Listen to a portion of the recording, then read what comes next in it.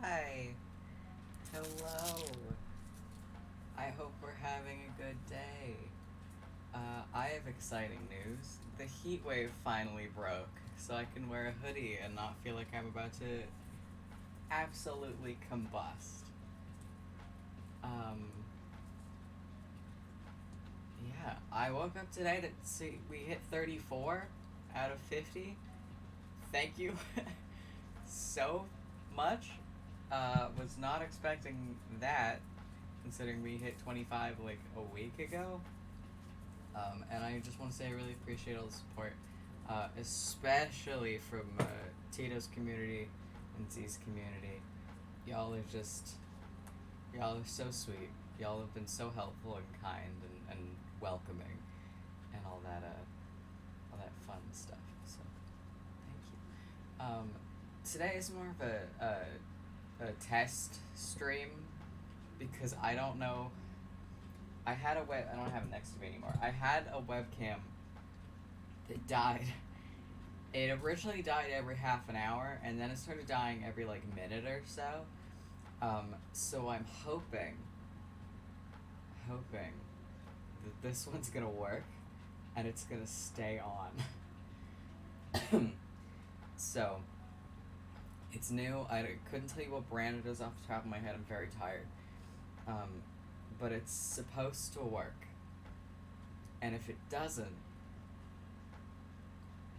I don't know. I'll die, I guess. I don't know. I don't know what the plan is there, but yes. So tomorrow, if everything here goes well, we're doing that Made Heisenberg stream. So prepare for that. I think that's very exciting. Says the person who's gonna have to put on the maid dress. I have tried it on. It does fit. It's just very what's the word I'm looking for?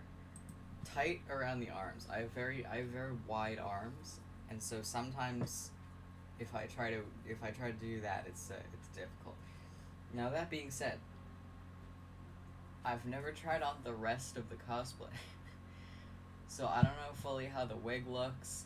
I haven't done a makeup test yet. But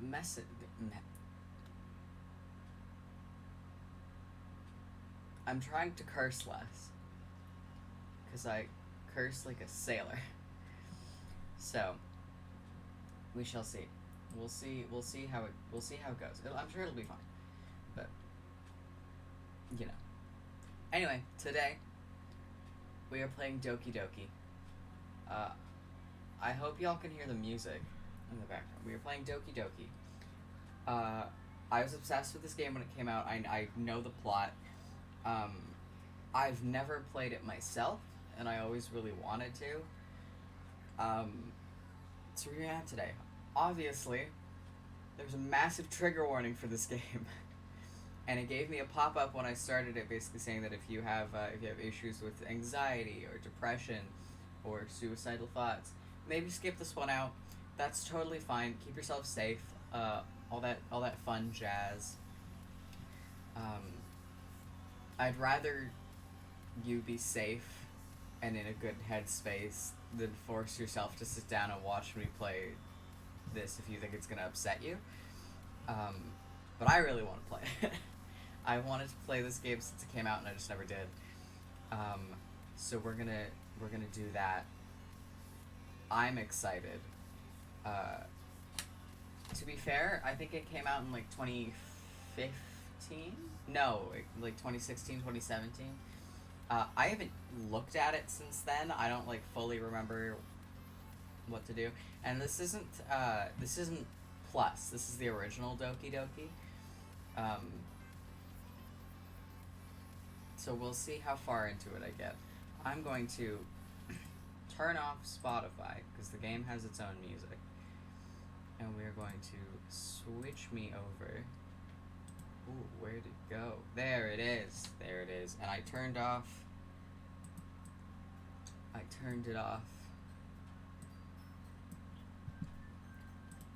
Yeah, there they are. Look at them go.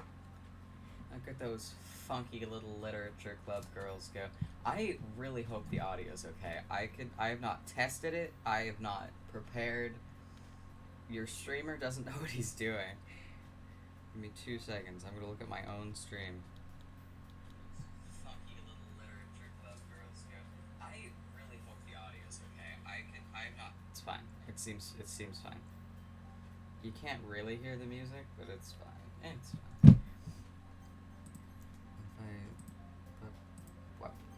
If I do that. Alright, okay. We're just gonna jump right in. It's been 8 minutes. I feel weird stalling for more than 5. I have my chat up here. There we go. No, I don't want that full screen. I lied. There we go. Okay. Okay. As per usual, our little man is down here to greet new people. So if you come in, don't mind him. I think we named him Sherman. I don't remember. But let's go. Everett. My name is Everett. Everett. Alright, let's go. Straight in. Hey.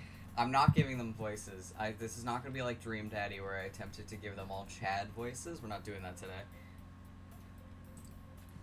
I see an annoying girl running towards me from the distance, waving her arms in the air like she's totally oblivious to any attention she might draw to herself. That girl is Sayori, my neighbor and good friend since we were children. You know, the kind of friend you never see yourself making today, but it just kind of works out because you've known each other for so long. To be fair, if you're also neighbors, that tends to help. I was kind of forced to become friends with my neighbor kids when I was little. We used to walk around school together on days like this, but starting around high school, she would oversleep more and more frequently, and I would get tired of waiting up. But if she's going to chase after me like this, I almost feel better off running away. Mood. However, I just sigh and idle in front of the crosswalk and let Sayori catch up to me. I'm not moaning like that into the mic. There she is. Hi, Sayori. I overslept again. But I caught you this time. Good job. Maybe, but only because I decided to stop and wait for you. Good job, Sayori. Doing great.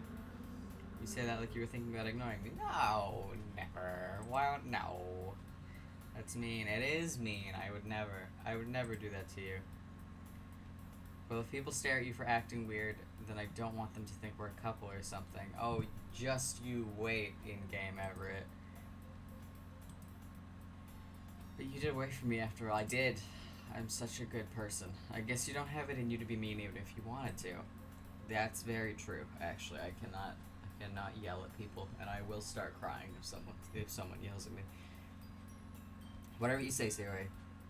Hehe. It's the same as the woo that I can't do without sounding like something. I don't know. We cross the street together and make our way to school. As we draw near, the streets become increasingly speckled with other students making their daily commute. By the way, Everett. Hang on. Oh, sorry, what can I do for you, Sayori? Have you decided on a club to join yet? A club? I told you already, I'm not really interested in joining any clubs. If that was the... You heard the man. Roll the credits. Game is over. I told you already, I'm not really interested in joining any clubs. I haven't been looking either. That's not true. You told me you would join a club this year. Did I? Yeah, did I? I'm sure it's possible that I did in one of our many conversations where I dismissively go along with whatever she's going on about. Amen. Sayori likes to worry a little too much about me when I'm perfectly content just getting on by the average while spending my free time on games and anime. Hey, he really is me. Wonder if he has my My Hero Academia Funko Pop collection. Oh, that's what I should put behind me, actually. I wanted to get unrelated to Doki Doki. I wanted to get shelves to put behind me to display some of my Funkos. I might have to, that might be my plan. I was talking about how I'm worried you won't learn to socialize or have any skills before college. Your happiness is really important to me, you know? Thank you, Sayori. And I know you're happy now, but I die at the thought of you becoming a NEET in a few years because you're not used to the real world. What the hell does that mean? You trust me, right? Don't make me keep worrying about you. No promises. Absolutely no promises. Alright, alright. I'll look at a few clubs if it makes you happy. No promises. Sorry. No promises, though. I'm so sorry. I'm running on like 4 hours of sleep. Will you at least promise me you'll try a little? Maybe. Maybe, Sayori. Maybe. Yeah, I guess I'll promise you that. Alright, we're promising. We're making promises I don't know if we can keep. Why do I let myself get lectured by such a carefree girl? More than that, I'm surprised to even let myself relent to her. I guess seeing her worry so much about me makes me want to ease her mind at least a little bit, even if she does exaggerate everything inside of her head. That's just called maladaptive daydreaming. It's fine. It's fun. It's a good time. The school day is as ordinary as ever, and it's over before I know it. After I pack up my things, I stare blankly at the wall looking for an ounce of motivation. Amen. I had a dream last night that I had to go back to high school, and I was, like, genuinely so upset. Like, I was so mad when I woke up, and I realized that I didn't have to go to high school, and my brain just decided to cook that up out of nowhere. Clubs. Sayori wants me to check out some clubs. Why are you talking to yourself, bud? I guess I have no choice but to start with the anime club. Go to the anime club. That sounds sick as hell. I ran the anime club in high school for a little bit. It was so fun. Hello, Sayori. Sayori must have come into the classroom while I was spacing out. I look around and realize that I'm the only one left in the classroom. I don't know about y'all, but where I went to school, our teachers would not leave us alone in the room. Like, they'd make sure that everyone filed out first. So maybe that's just a Canadian thing. I thought I'd catch you coming out of the classroom, but I saw you just sitting here and spacing out, so I came in. Honestly, you're even worse than me sometimes. I'm impressed. Thank you, Sayori. Thank you. You don't need to wait out for me if it's going to make you late to your own club. Well, I thought you might need some encouragement, so I thought, you know what? You could come to my club. Of course. Sayori, yeah? There's no way I'm going to your club. Meanie. Sayori's vice president of the literature club. Not that I was ever aware she had any interest in literature. Hey, we like to read. In fact, I'm 99% sure she only did it because she thought it would be fun to help start a new club. Honestly, valid. Since she was the first one to show interest after the one who proposed the club, she inherited the title vice president. That said, my interest in literature is guaranteed to be even less. Yeah, I'm going to the anime club. Can you imagine how different this game would be if we got to pick between going to the literature club and going to the anime club, and we picked the anime club? Game over. Roll credits. Come on, please. Why do you care so much anyway? Well, I kind of told the club yesterday I would bring in a new member, and Natsuki made cupcakes and everything. Hehehe. Don't make promises you can't keep. You have already made so many in-game ever. You've already made like 2. I can't tell if Sayori is really that much of an airhead or she's so cunning to have planned all of this out. I let out a long sigh. Fine, I'll stop by for a cupcake. I'm so sorry, there's one stray hair somewhere on my face that is driving me up the wall, and I cannot figure out from where, but I'm losing my mind over it. There we go. Fine, I'll stop by, sorry. I'll stop by for a cupcake, okay? Yes, let's go. And we're off. And thus, today marks the day I sold my soul for a cupcake. Welcome to the club, in-game Everett. Welcome. I dejectedly follow Sayori across the school and upstairs, a section of the school I rarely visit, being generally used for third-year classes and activities. How old are we? That's one thing I never looked up. How old are we supposed to be? Like, 16? 17? Sayori, full of energy, swings open the classroom door. I can't read today. Everyone, the new member is here. I told you, don't call me new member. I glance around the room. Welcome to the literature club. It's a pleasure meeting you. I almost cosplayed her when I was a teenager. Sayori always says nice things about you. Seriously, you brought a boy?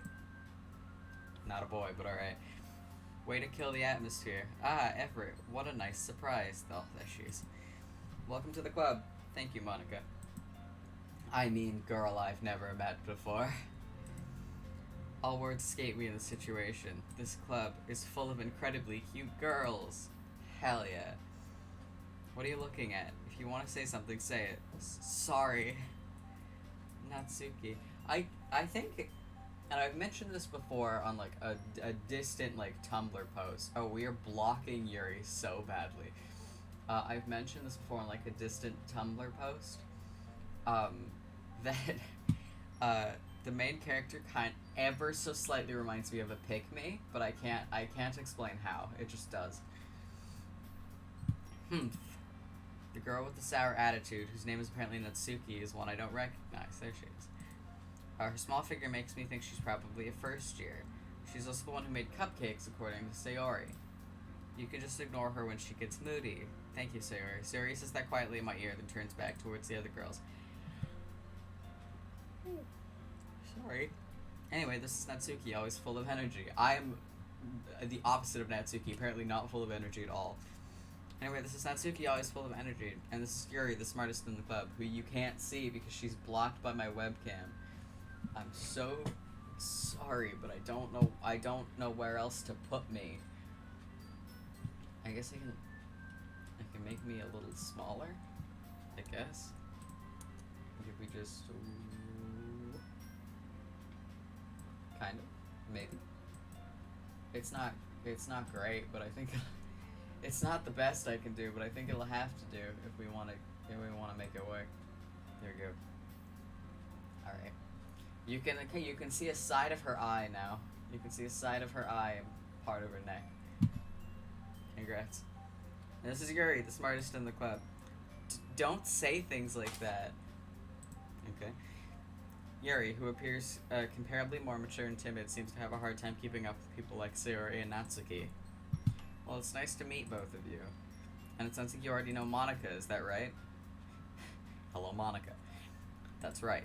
It's great to see you again, Everett. I like the idea that she is just completely and like I'm absolutely stealing this from Game Grumps, but just the idea that she's like completely monotone, like just the like robot voice, just like nothing, absolutely nothing there. Also, we're gonna put that over there. There we go. There we go. Okay, sorry. I'm done fidgeting. It's great to see you again, Everett. Monica smiles sweetly. What is that pose? What did she... Okay. We do know each other. We rarely talked. We were in the same class last year. Monica was probably the most popular girl in class. Smart, beautiful, athletic, a robot. Basically, completely out of my league. So having her smile at me so genuinely feels a little... You too, Monica. Come sit down, Everett. We made room for you at the table so you can sit next to me or Monica. I'll get the cupcakes. Hey, I made them. I'll get them. Sorry, I got a little too excited. Then how about I make some tea as well? We're getting tea? Can I request the type of tea? I would like orange pico, please. The girls have a few desks arranged to form a table. As Sayori mentioned, it is widened so that there's one space next to Monica and one space next to Sayori. Natsuki and Yuri walk over to the corner of the room where Natsuki grabs a wrapped tray and Yuri opens the closet. Still feeling awkward, I take a seat next to Sayori. Natsuki proudly marches back to the table, tray in hand. Okay, you ready? Ta-da! Ooh, I don't know what noise that is.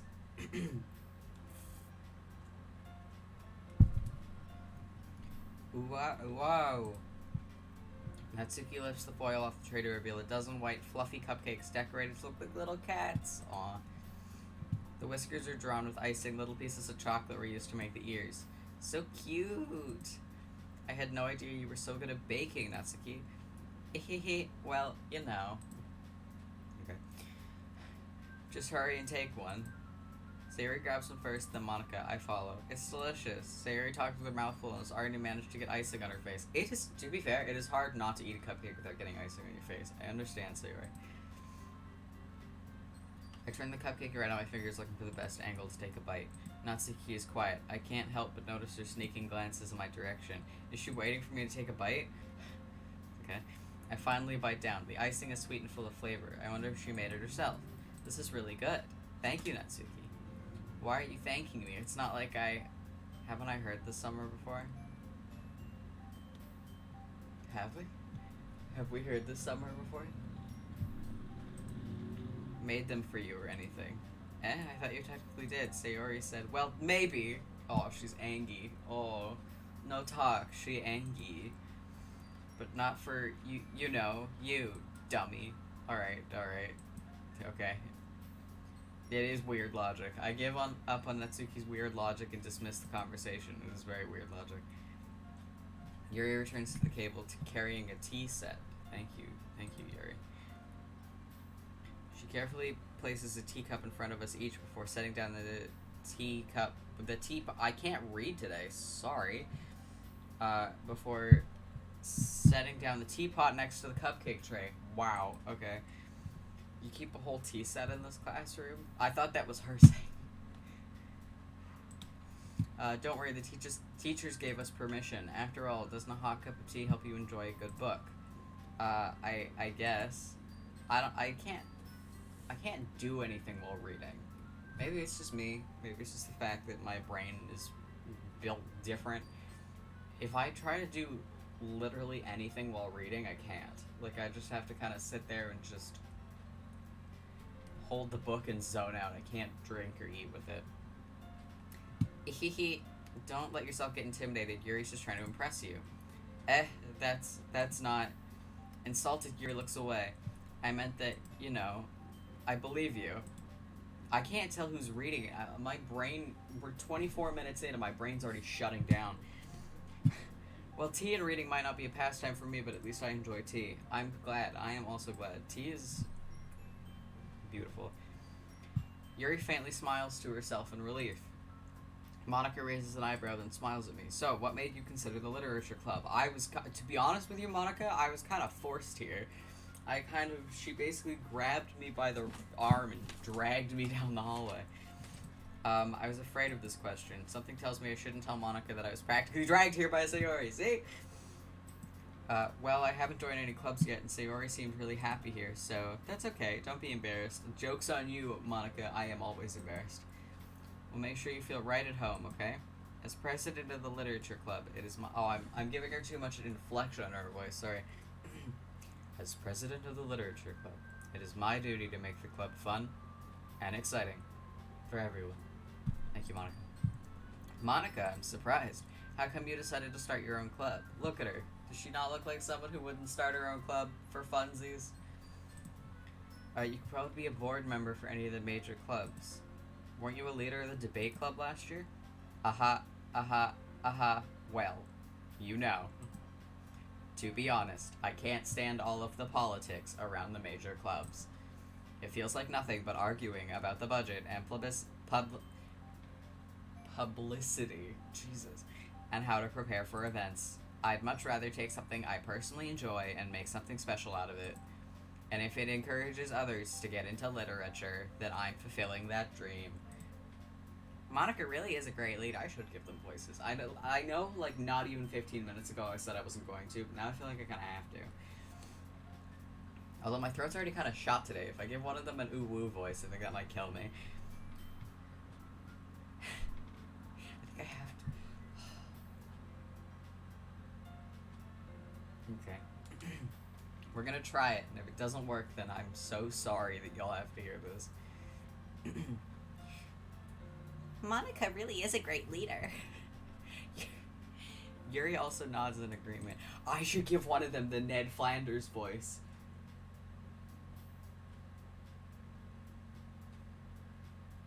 I should give Monica the Ned Flanders voice. Oh my god. Then I'm surprised there aren't more people in this club yet. It must be hard to start a new club. I don't know if I could do the Ned Flanders voice without putting hi diddly ho at the end.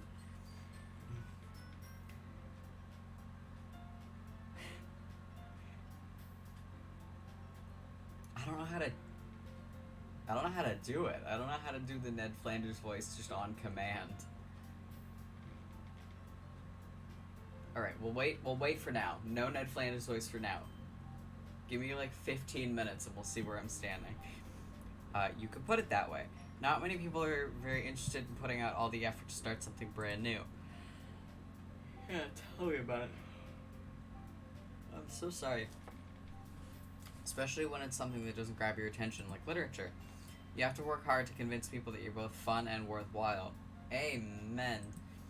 but it makes school events like the festival that much more important. I'm confident that we can all really grow this club before we graduate. Oh, high school. Right, everyone? Yeah! We'll do our best. You know it. Team spirit. Everyone enthusiastically agrees. Such different girls, all interested in the same goal. Monica must have worked really hard just to find these three. Maybe that's why maybe that's why they were all so delighted by the idea of a new member joining. I can't speak today. Though I don't really know if I can keep up with their level of enthusiasm about literature. So, Everett, what kind of things do you like to read?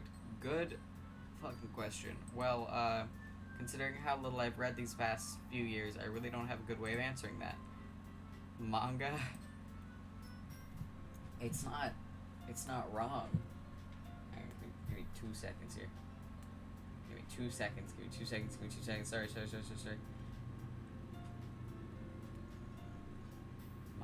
Manga, my beloved. Alright. I mutter quietly to myself, half joking. Natsuki's head suddenly perks up. It looks like she wants to say something, but she keeps quiet. Not much of a reader, I guess. Hey, it's literature. It's a book, technically. Well, that can change. I have so much manga in, like, my front hallway. It's just over my apartment. I've got, like, a little bookshelf in there, and I just have, like a stack. What am I saying? I spoke without thinking after seeing Yuri's sad smile. Anyway, what about you, Yuri? Well, let's see. Yuri traces the rim of her teacup with her finger. My favorites are usually novels that build deep and complex fantasy worlds. God, me too. The level of creativity and craftsmanship behind them is amazing to me. And telling a good story in such a foreign world is equally impressive. Amen. What is going on with my eye today? I'm so sorry. I don't touch my face this much normally. Also, I washed my hands before we started, so it's fine. Yuri goes on, clearly passionate about her reading. She seems so reserved and timid since the moment I walked in, but it's obvious by the way her eyes light up that she finds her comfort in the world of books, not people. But you know, I like a lot of things. Stories with deep psychological elements usually immerse me as well. Isn't it amazing how a writer can so deliberately take advantage of your own lack of imagination and completely throw you for a loop? Anyway, I've been reading a lot of horror lately. I read a horror book once. I desperately grasped something I can't. Tell her about the time you read it. And then dropped it on your foot. At this rate, Yuri might as well be having a conversation with a rock. The rock? Really? I wouldn't have expected that, Yuri. You're in a club together. How do you not know what book she's reading? You're in the literature club together. How do you not know what book she's invested in? For someone as gentle as you, I guess you could say that. But if a story makes me think or takes me to another world, then I really can't put it down. Surreal horror is often very successful at changing the way you look at the world, if only for a brief moment. Amen. I hate horror. You hate everything. Oh, why is that? Well, Natsuki's eyes start over to me for a split second. Never mind. That's right, you usually like to write about cute things, don't you, Natsuki? What? What gives you that idea? You left a piece of scrap paper behind last club meeting. It looked like you were working on a poem called Don't Say It Out Loud! And give that back. Hey, we don't hold secrets here in the literature club. We're all friends here. Fine. Hey, your cupcakes, your poems, everything you do is just as cute as you are. Sayori sidles up behind Natsuki and puts her hands on her shoulders. I'm not cute! Natsuki, you write your own poems? Well, I guess sometimes.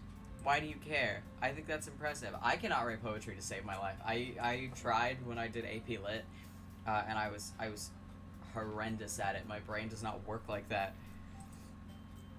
Why don't you share them sometimes? No! Natsuki averts her eyes. You wouldn't like them. Not a very confident writer yet. Alright, dude, just call her out, I guess. I understand how Natsuki feels. Sharing that level of writing takes more than just confidence. The truest form of writing is writing to oneself. Okay. You must be willing to open up to your readers, exposing your vulnerabilities and showing you the deepest reaches of your heart. Jesus. Do you have writing experience too, Yuri? Maybe if you share some of your work, you can set an example and help Natsuki feel comfortable enough to share hers. She does not like that idea, Monica. I guess it's the same for Yuri. Aw, I wanted to read everyone's poems. Okay. We all sit in silence for a minute. Okay. I have an idea, everyone. Huh? Natsuki and Yuri look quizzically at Monica. Let's all go home and write a poem of our own. Then next time we'll all share them with each other. Monica, do you not hear me talk about how I'm not good at writing poems? That way everyone is even. Yeah! At least one of us is exciting. Plus now that we have a new member, I think it'll help us, all get a little more comfortable with each other and strengthen the bond of the club. I haven't even fully agreed to be in this club. I just showed up. Isn't that right, Everett? Monica smiles at me warmly once again. Hold on, there's still one problem. What's that? Now that we're back to the original topic of me joining the club, I bluntly come forth with what's been on my mind the entire time. I never said I would join this club. Sayori may have convinced me to stop by, but I never made any decision. I still have other clubs to look at, like the anime club. And, I lost my train of thought. All four girls stare back at me with dejected eyes. Monica looks like I've killed her puppy. Jesus. But, I'm sorry, I thought, they're literally deflating. Everett, I'm defenseless against these girls. How am I supposed to make a clear-headed decision when it's like this? That is, if writing poems is the price I need to pay in order to spend every day with these beautiful girls. Right. Okay, I've decided it. But the anime club. We could watch Death Note. Okay, I've decided then. I'll join the literature club. One by one, the girls' eyes light up. Yes, I'm so happy. Sayori wraps her arms around me, jumping up and down. Sayori, it's too much. You really did scare me for a minute. If you really came just for the cupcakes, I would have been super pissed. Then that makes it official. She is eating her hair. Okay. Welcome to the literature club. Thanks, I guess. Okay, everyone. I think with that we can officially end today's meeting on a good note. I haven't remembered tonight's assignment. More homework. Write a poem to bring to the next meeting so we can all share. Monica looks over at me once more. Everett, I look forward to seeing how you express yourself. Thank you. I don't know how I'm gonna express myself. Yeah. Can I really impress the class star Monica with my mediocre writing skills? I already feel the anxiety welling up inside of me. Me too, in-game Everett. Me too. Meanwhile, the girls continue to chit-chat as Yuri and Natsuki clean up their food. Hey, Everett, since we're already here, do you want to walk home together? That's right. Sarah and I never walk home together anymore because she always stayed after school for clubs. Walk home with her! Sure, might as well. Yay! With that, the two of us depart the club room and make our way home. The whole way, my mind wanders back and forth between the four girls. Sayori, Natsuki, Yuri, and of course, Monica. Will I really be happy spending every day after school in a literature club?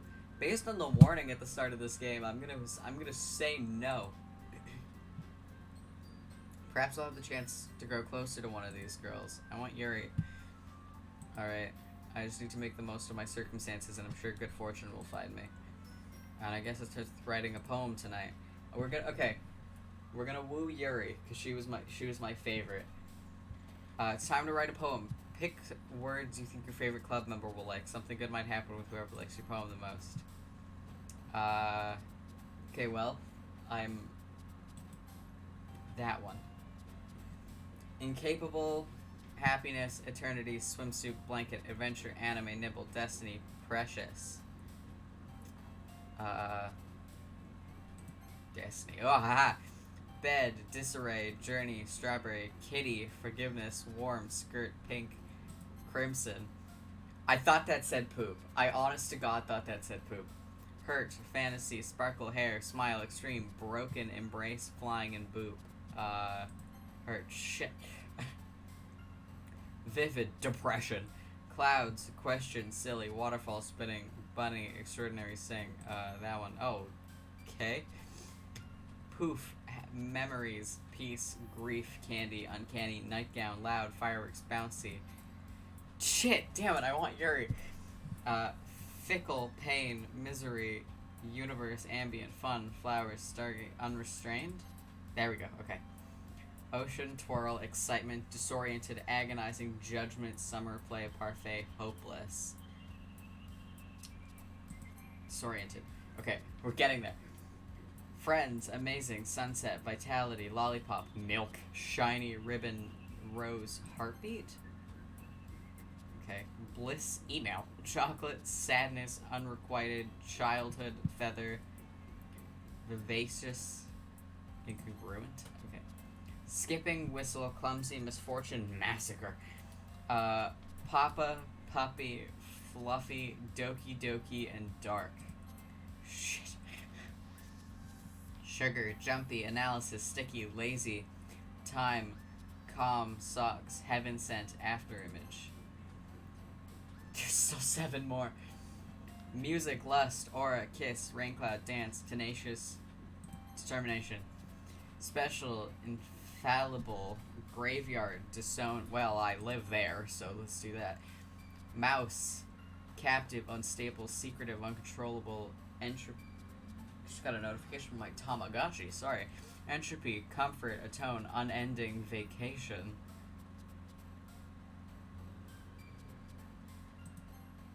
Okay.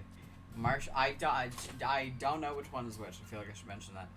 Marshmallow, breathe, alone, kawaii, variance, pleasure, headphones, dream, anger, prayer. Breathe. Vertigo, fear. Oh, tell me about it. Fear, contamination, wrath, empty, scars, rainbow, daydream, inferno, and peaceful.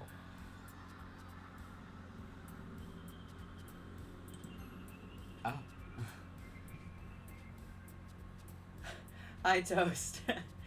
I know, me either. And then I was looking for a game to play today, and I couldn't think of anything else. So hey, Doku Doku time, as one would say. We're trying to woo Yuri, but I keep accidentally getting Sayori. Horror. Hey, okay. It's fine. It's fine. It's fine.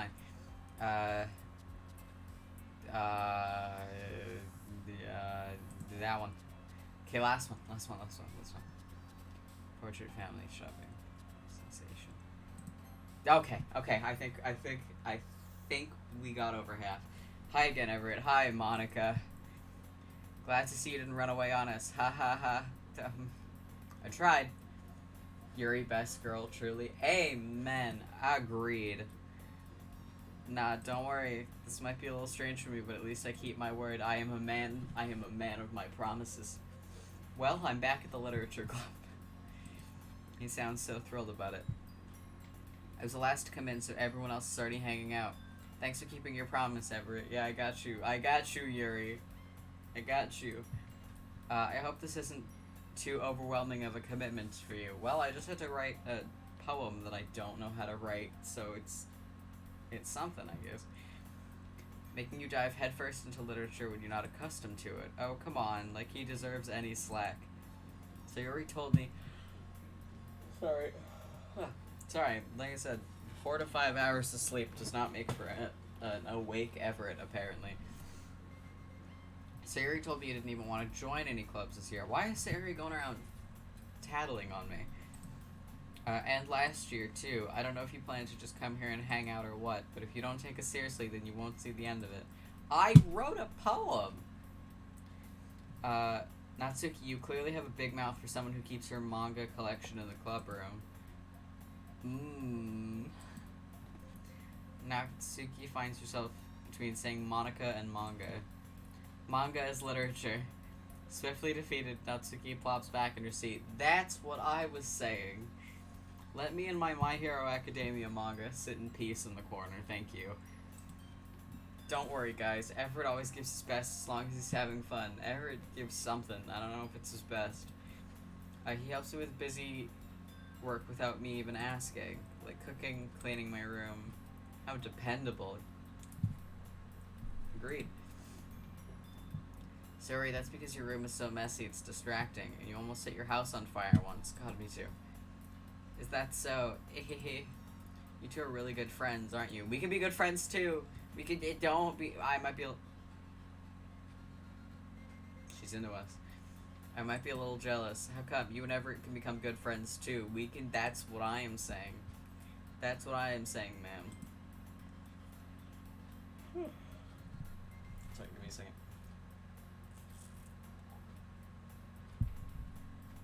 Sayori. As usual, Sayori seems oblivious to the weird situation she just put me into. Just make friends, Everett, you little goblin man. Oh, Yuri even brought you something today, you know? Wait, Sayori. Me? Can't wait to see this shit get wild. God, me too. Not really. Don't be shy. It's really nothing. What is it? Someone give me the... Oh my god, give me the thing. No, I was saying earlier that, I was obsessed with this game when it first came out, but I never actually played it. So this is my first time, like, sitting down and actually doing, like, playing the game. Also, I hope the audio's okay, because it's been 44 minutes now, and I have not had anyone tell me otherwise, but I'm assuming it's fine. Never mind, Sarah made it sound like a big deal when it's really not. Give me the thing! The audio sounds good. I watched like 3 playthroughs, that was it. I watched the Game Grumps playthrough like multiple times, like when it first came out, like just on repeat. I think Jacksepticeye played it too. I think I watched that one. What do I do? I'm sorry, Yuri, I wasn't thinking. Give me the thing. Give me the thing. I guess it means it's up to me to rescue this situation. Hey, don't worry about it. First of all, I wasn't expecting anything in the first place as more cupcakes. So any nice gesture from you is a pleasant surprise. It'll make me happy no matter what. Did Markiplier play it? Because I feel like I remember watching part of his. I think he did. Like, it sounds familiar. I think their whole like friend group did. Cause yeah, that sounds very familiar. Is that so? Yeah, I won't make it a big deal if you don't want it to be. Alright, well, here. Yuri reaches into her bag and pulls out a book. I didn't want you to feel left out. I can read! Manga is literature! He wanted to join the anime club. He has manga. Let him read his manga. I want to know why your hair curves around her titty like that. Good question. My favorite is when Monica... I'm not going to try and recreate it, but when Monica does that one pose where she, like, leans forward really aggressively and her hair, like, off into the distance. I'll point it out when she does it again, but it's, like, my absolute favorite, because physics don't exist in Doki Doki Literature Club. It's a short read, so it should keep your attention even if you don't usually read. And we could, you know, discuss it if you wanted. This is... How's this girl accidentally being so cute? Oh god, yeah, that pose. Physics don't exist in anime at all. Exactly. Exactly. She even picked out a book she thinks I'll like, despite me not reading much. Yuri, thank you. I'll definitely read this. I enthusiastically take the book. Phew. Anything for you, Yuri. I got you. You can read it at your own pace. I will read a page a day. Thank you. Now that everyone's settled in, I expect Monica to kick up... Monia. That's her name now. I expect Monica to kick off some scheduled activities for the club, but that doesn't seem to be the case. Sayori and Monica are having a cheery conversation in the corner. Yuri's face is already buried in a book. I can't help but notice her intense expression like she was waiting for this chance. Meanwhile, Natsuki is rummaging around in the closet. Is it closet time? I'm really curious to talk to Yuri a little bit more, but at the same time I would feel bad for distracting her from reading. I catch a glimpse of the cover of her book. It looks like the same book that she lent to me. More than that, she seems to be on the first few pages. Let's read together. Queen, I love you and your hair events. Yuri, my beloved. Yuri, my beloved! Look at her go! Look at her go. I was gonna cosplay her when I was a teenager, and then I just didn't. I could not afford the uniform, and also, Holy shit, that wig. Ah, crap. I think she noticed me looking at her. She sneaks another glance at me. Hi, Lavis! Welcome. We are playing Doki Doki, as I'm sure you can see. This is the original. This is not the extended version. The extended version is like $18 Canadian, and I'm not doing that today. I hope you're having a good day. I hope we're both having a good day. I should have mentioned that when Toast got here. Yeah, I hope you're both having a good day. Thank you. It's good to see you. We're trying to woo Yuri. I want her to fall in love with me. She sneaks like a... I'm just cosplay Yuri. You know what, Toast? Let's do it. When you come to Canada, we all meet up. We're all gonna cosplay Doki Doki. It's gonna be great. I'm slowly growing out my hair for Yuri. It's fine. I had a good day today. I got off early, which is hot. That's so hot, dude. I'm so happy for you. That sounds amazing. Good. It's a plan. We'll make Percy cosplay the main character. It's fine. Actually, I feel like Percy would be a good Monica. I feel like Percy could do Monica. Percy should do Natsuki. Why, you may ask? Small. And I say that in the most loving way possible. Small. She sneaks another glance at me and our eyes meet for a split second. That only makes her hide her face deeper in the book. I love that you say that as if I'm not the shortest. Are you the shortest one? Wait, how tall are you? I thought Percy was the shortest. I'm 5'3". Oh my god. You're both so small. My brain just short-circuited. Damn. It's not our fault you Canadians steal the height. I'm 5'9". That's not that bad. It's not that tall. I was hoping I'd hit 6 foot, and then my legs just said, no more. We're done, thank you.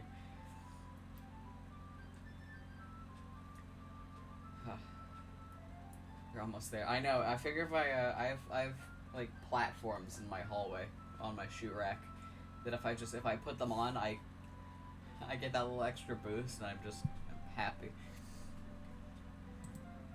I love a good platform. Me too. I have like black platform combat boots, and they're like my pride and joy. Got flannel on the inside because I'm gay. It's a good time. Sorry, what did we do? I was just spacing out. Yeah, tell me about it. He and I are the same being. I'm spacing out here, he's spacing out there. I hope I could own some someday. I have so much faith in you, dude. Maybe we could trade the Walmart hat for a good pair of platforms. I mutter this, sensing I made her uncomfortable. About the books, not the platforms. I'm not giving Yuri my platforms. Oh, it's fine. If I was focused, then I probably wouldn't have noticed in the first place, but I'm just rereading a bit of this, so... That's the book you gave me, right? Mm-hmm. I wanted to reread some of it.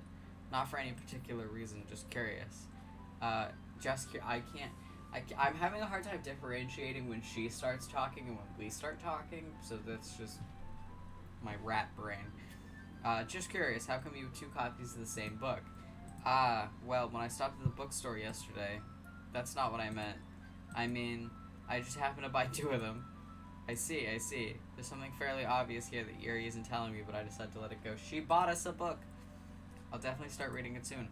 Read it with her. Sit down and ask to read it with her. Once it starts to pick up, you might have a hard time putting it down. It's a very engaging and relatable story. Is that so? What's it about, anyway? Well, Yuri closes the book and scans her eyes over the back. The book is titled Portrait of Markov. Markov? Yeah. There's an ominous eye-looking symbol in the front cover. Alright. I just wanted to make sure I don't accidentally give anything away. Basically, it's about this girl in high school who moves in with her long-lost younger sister, but as soon as she does so, her life gets really strange. She gets targeted by these people who escaped from a human experiment prison, and while her life is in danger, she needs to desperately choose who to trust. No matter what she does, she ends up destroying most of her relationships, and her life is starting to fall apart. That's kind of dark, isn't it? A little, yeah. She did say she liked horror psychological books. Were you not listening, sir? Yuri made it sound like it was going to be a nice story, so that dark turn came from nowhere. Ahaha! Yuri gently giggles all of a sudden. Are you not a fan of that sort of thing, Everett? No, it's not that. I mean, I can definitely enjoy those kinds of stories, so don't worry. That sounds like my kind of book, too, to be completely honest with you. That sounds... I'd read that. Okay, I don't know where to put myself.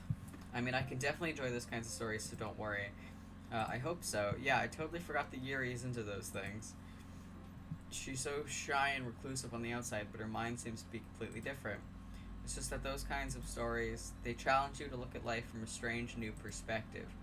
When horrible things happen, not just because someone wants to be evil, but because they have their own goals or their own philosophy that they believe in. And suddenly, when you thought you related to the protagonist, they're made out to be the naive one for letting their one-sided morals interfere with the villain's plans. It just sounds like they're describing the plot of any Marvel movie, which is saying something considering I really like Marvel movies. Also, I'm gonna really quickly run and take this hoodie off, because as much as I joked earlier about how the heat wave is broken, it apparently has not, and it's getting very warm again. So I will be like less than 2 minutes, hopefully. I'll be right back.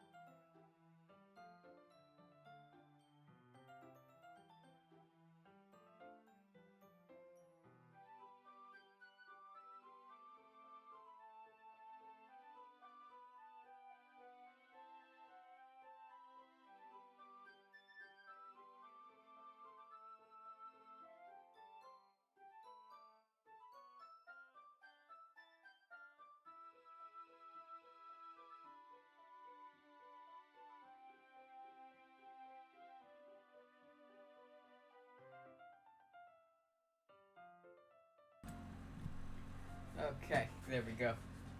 Sorry about that. Where'd it go? Where'd it go? Where'd it go? There it is. Oh. Oh, we can save. We can save. I forgot we can save this game.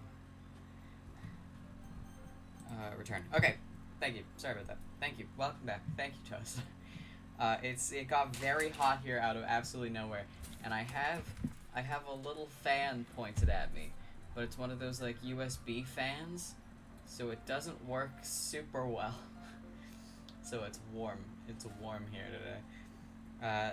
Anyway, there may not to be. I read that already. I'm rambling, aren't I? Not Don't worry about it, Yuri. I zoned out for a while. I'm sorry. Hey, don't apologize. My recommendation is move into a basement. I am in a 1-bedroom apartment, but I will keep that in mind. I will keep that in mind. Thank you. Next time I have the opportunity, if I ever can afford an actual house, I will make sure it has a basement.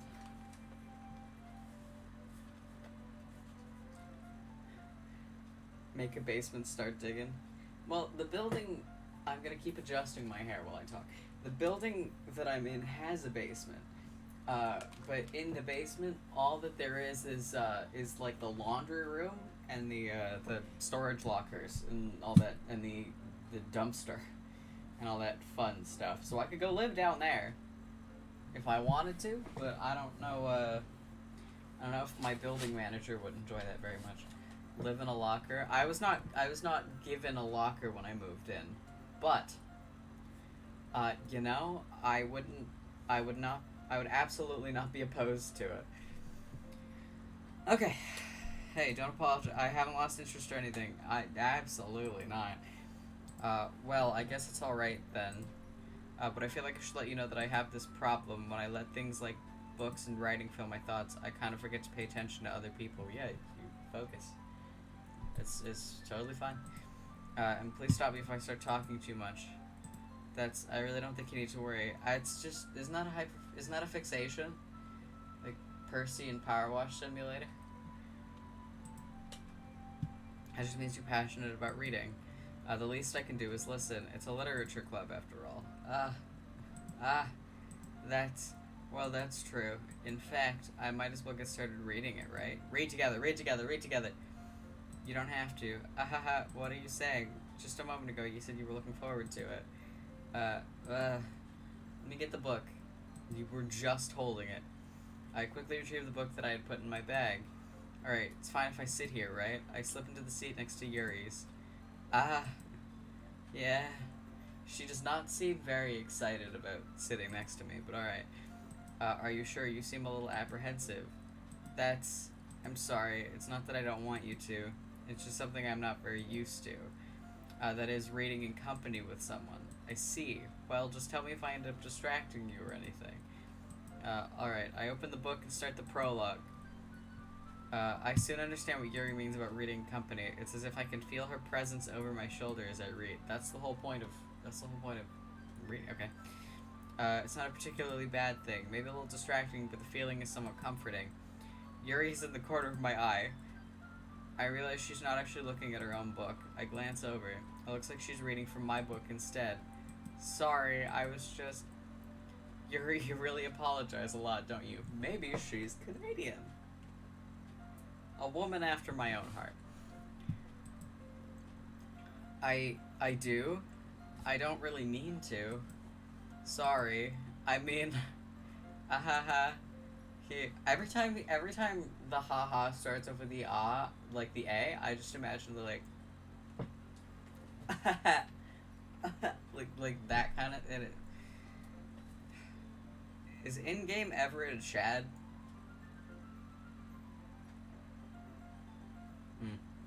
Here. This should work, right? I slide my desk until it's up against Yuri's, then hold my book more between the two of them. I relate to her apologizing about apologizing too much. I don't like being called out like this. Also, in-game Everett is definitely a Chad. He's absolutely a Chad, and I do the same thing. And whenever someone calls it out, I just panic, and then I start apologizing more, and then they just get mad at me, and then I don't know what to do. I suppose so. Yuri timidly closes her own copy. Yeah. It's great. Anxiety things. Thank you, Stream Elements. Very cool. They're like, stop apologizing. I'm like, what do you want me to do? I know, they say stop apologizing. Do they want you to just sort of go, alright, you know what? I take it back, actually. Fuck you. And just sort of sit. No, I'm gonna, you tell me to stop apologizing, I'm gonna start apologizing for apologizing. It's just gonna happen. Anyway, Yuri timidly closes her own copy. Once we each lean in a little bit, our shoulders are almost touching. Just cuddle, it's fine. It feels like my left arm is in the way, so I use my right hand to hold the book open. I guess that makes it kind of difficult to turn the pages. Here.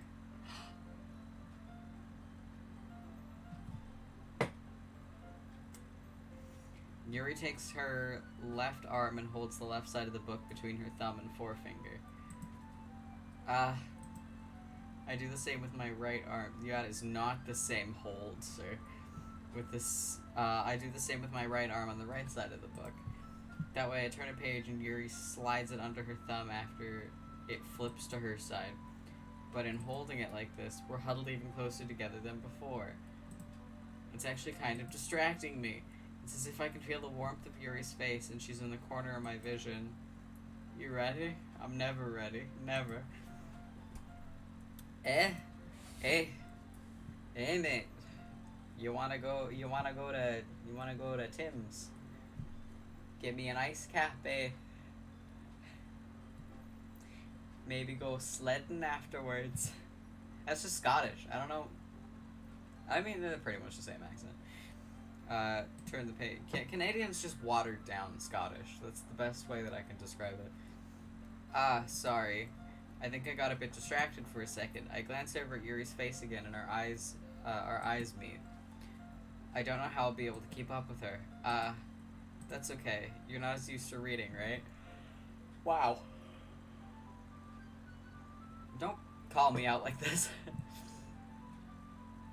That fact has shaken me, Everett. What, that the Canadian accents are just ever so slightly watered down Scottish? It's not wrong. It's not wrong. Tell me I'm wrong. Look me in the eyes and tell me I'm wrong. You can't. It's not. It's true. It's not right. Exactly. It's I've never my grandparents were Scottish, and so hearing like the Eastern Canadian accents compared to them talking like full Scottish, it sounds yeah, it's just like, you know how you would water down apple juice, like your parents would water down apple juice as a kid and it didn't taste as good, but you knew that it was apple juice. Same thought. Same difference. You're not as used to reading, right? I don't mind being patient if it takes you a bit longer.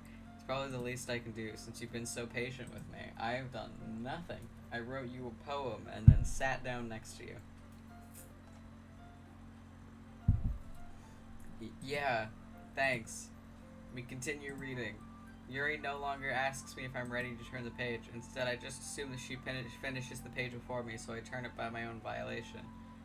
Volition. I can read. We continue the first chapter in silence. Even so, turning each page almost feels like an intimate exchange. My thumb gently letting go of the page, letting it flutter over to her side as she catches it under her own thumb.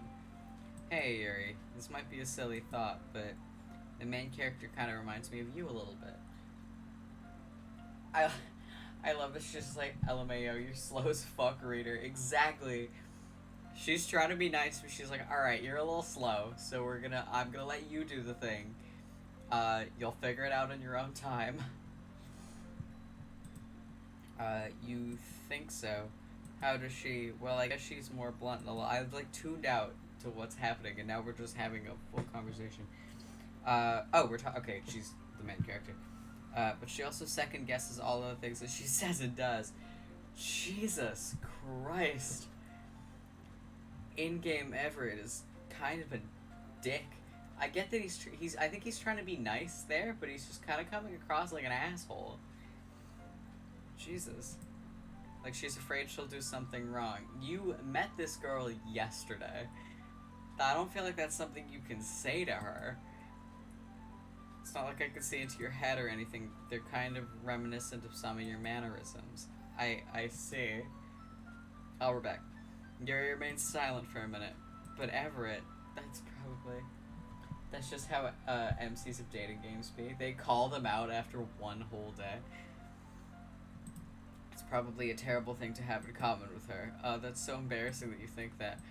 Wait, I didn't mean it in a bad way or anything. Sorry, I didn't really know you were self-conscious about that sort of thing. Yeah, everyone's self-conscious about that sort of thing. That's not something you just say. I guess I more meant that it's kind of cute. What are you saying all of a sudden? I think I already said it. Okay, everyone. Monica, now is not time to call you out for everything like a therapist would. Yeah. In-game Everett. Okay, what we've discovered about in-game Everett. He likes anime. He's a Chad. He's also a therapist. I mean, okay. I think it's about time we share today's poems with each other. We might not have enough time if we wait too long. Good for him. You know what, at least he's got a good career path and some hobbies, you know? And he's a Chad. Yuri exhales, spared from finishing her thought. Is that alright, Yuri? You look kind of down. Sorry if you haven't been looking forward to this. It's not, it's fine. Yuri releases her hand from the book, causing it to close on top of my thumb. Alright. I guess I'll do some more reading tonight. Put a bookmark in it, you'll be fine. Or would you prefer I only read it with you? I guess I don't have too much of a preference either way. In that case I'll read a little more tonight. You absolute moron! Dumbass. It'll be more fun to read with you after it picks up a bit, you know? That's good reasoning. Read the entire thing with her. Dumbass. In that case, feel free to finish the first 2 chapters in your own time. Alright. I stand up.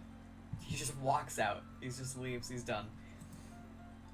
I make a mental note of where I left off in the book, then slip it into my bag. I put a bookmark in it, dude. Fold the page corner. Do something. By the way, did you remember to write a poem last night? I did. It was a lot harder than I thought it was going to be. Yeah, my relaxation ends. I can't believe I agreed to do something so embarrassing. I couldn't really find much inspiration since I've never really done this before. Well, now that everyone's ready, why don't you find someone to share with? I can't wait. Sayori and Monica enthusiastically pull out their poems.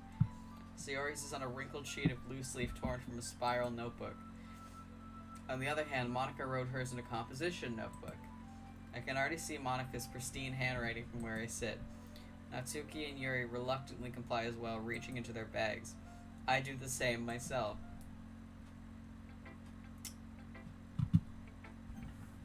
I think we know who we have to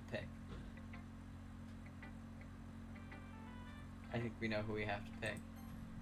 Yuri seems the most experienced, so I should start with her. I can trust her opinion to be fair. Hi, Yuri. As Yuri reads the poem, I notice her eyes lighten. Exceptional. Thank you, Yuri. Eh? What was that? Did I say that out loud? Yuri first covers her mouth and ends up covering her whole face. No, come back! Come back! Ooh. He's going to hate me. I wrote it for you! You really didn't do anything wrong, Yuri. Eh? I guess you're right. What am I getting so nervous for? Ahaha. Yuri takes a breath. So, what kind of writing experience do you have? Your use of imagery and metaphors indicates you've written a lot of poetry before. I have never written I wrote a haiku once in 3rd grade, and I hated it. Really, wow, that's a huge compliment coming from you. This is actually my first time, really. Huh? Yuri stares at me blankly and looks at my poem again.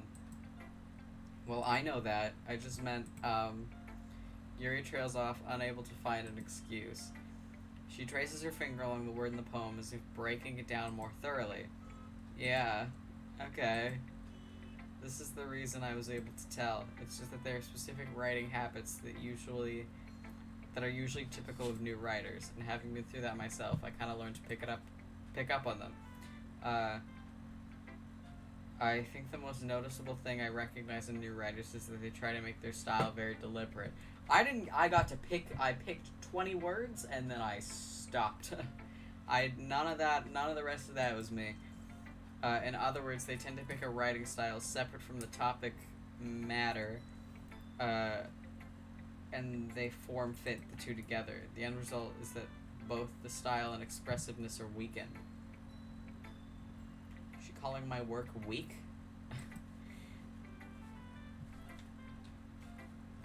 You wrote down some words on a piece of paper. You were like, "Fuck yeah, poetry." Exactly, but in the same tune as that one TikTok, the "fuck yeah, concrete," like that one. As I like slammed my book shut. Once Yuri finds her train of thought, it's as if her demeanor totally changes. Her stammering is completely gone, and she sounds like an expert. Fuck yeah, concrete. Yeah, that one. Unrelated. I love that. I love that audio. It's a good audio. Of course, that's not something you can be blamed for. There's so many different skills and techniques that go into writing even a simple poem. It is a good audio. It's such a good audio. Not just finding them and building them, but getting them to work together is probably the most challenging part. It might take you some time, but it all comes with practice and learning by example and trying new things. I also hope that everyone else in the club gives you valuable feedback. Natsuki can be a little bit biased, though. Biased? How? Well, never mind. I shouldn't be talking about people like that. No, talk about people like that. Talk about people like that. Give me the juice. Not sure if Yuri is apologizing to herself, to me, or Natsuki. Natsuki's not even here. Give me the drama queen. Give me the information. Do you mind if I read your poem now? Please do. Hand me the thing. I'd love to share my thought process behind it. Yuri smiles dreamily as if it's a rare opportunity for her, which itself is kind of funny. After all, isn't this supposed to be a literature club? Give me the thing. Alright. Okay. I know, she's adorable. Ghost under the light. Oh, I can't read that. Hang on. The tendrils of my hair illuminate beneath the amber glow. Bathing. It must be this one. The last remaining streetlight to have withstood the test of time. The last to be replaced by the sickening blue-green hue of the future. I bathe, calm, breathing air of the present but living in the past. The light flickers, I flicker back. Click outside poem area to continue. I've done it. Why does she look... Yuri, okay? I'm sorry I have such terrible handwriting. I'm not gonna lie to you, it was a little difficult to read, but it's cute. What? I wasn't thinking that at all, but it took you a long time to read. I just can't. I'm a slow... You already called me a slow reader. We've been over this. I just don't read script very often. I actually think your handwriting is very pretty. Eh? That's a relief. Look at her. Look at her. Also, I liked the poem. Even though it was short, it was really descriptive. It wasn't too short. I usually write longer poems. And no. I usually write longer poems. Not at all. I'm really glad you like it. I'll be honest, since it's our first time sharing, I wanted to write something a little more mild. Give me the drama, queen. Give me the drama. Give me all you got. I can take it. My hair's falling out. Give me all you got. I can take it. Something easy to digest, I suppose. Are you into ghosts, Yuri? Yuri, surprise. My whole brand is being dead. Hoo-hoo. Actually, the story isn't about a ghost at all, Everett. It can't... Let me have this. Really? I must totally miss the point. Well, I suppose you did only glance over it after all.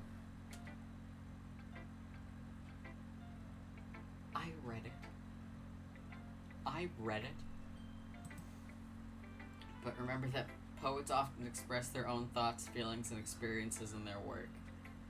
Jesus. They usually do more than tell a simple story or paint a picture. You were reading it for so long, you did only glance over at Queen. I can't do both. Yuri, make up your mind. Did I take too long, or did I only glance over it? You gotta pick one, and you gotta stick with it. In this case, perhaps the subject of the poem is only being symbolically compared to a ghost, lingering in her last remaining place of comfort, unable to let go of the past, and soon to be left with nothing. Jesus. That's a lot more solemn, putting it that way. I hadn't even thought about that. Yeah, no, me neither. Me neither. That's impressive, eh? It's nothing, really. Oh my gosh. Sorry, give me 2 secarinos. Apologies. Apologies, fellow gamers. Sorry. It's nothing, really. Yours was impressive, too, so... Exquisite. What does she call mine? Exquisite? Something like that? Excellent? I don't know. Something starts with an E. Nah. If anything, I could probably learn a thing or two from you. Yeah, I kind of get the impression she is gonna teach us a thing or two. I don't think we really have a choice here. You think so? I do. Look at your little hair clip. You can do anything, Queen. Yeah, of course. You know, I was really nervous about doing all of this, but in the end, I enjoyed it. I'm gonna keep doing my best for you, Everett. Yes. Me too. We should show my poem too next. I like Sayori. I think Sayori is cool. I want to know what the hair clip is hanging onto because I know that shit would slip right out. I know! I used to try and put in hair clips like that because, believe it or not, when I was younger, my hair was actually longer than this. And yeah, they would just slide right down. Slide right down. Sayori. Hi, Sayori. This is a good poem, Everett. Are you sure it's your first time? It is, of course. It's not that good. Am I the kind of guy who'd be writing poems in his spare time? He is also a pick-me.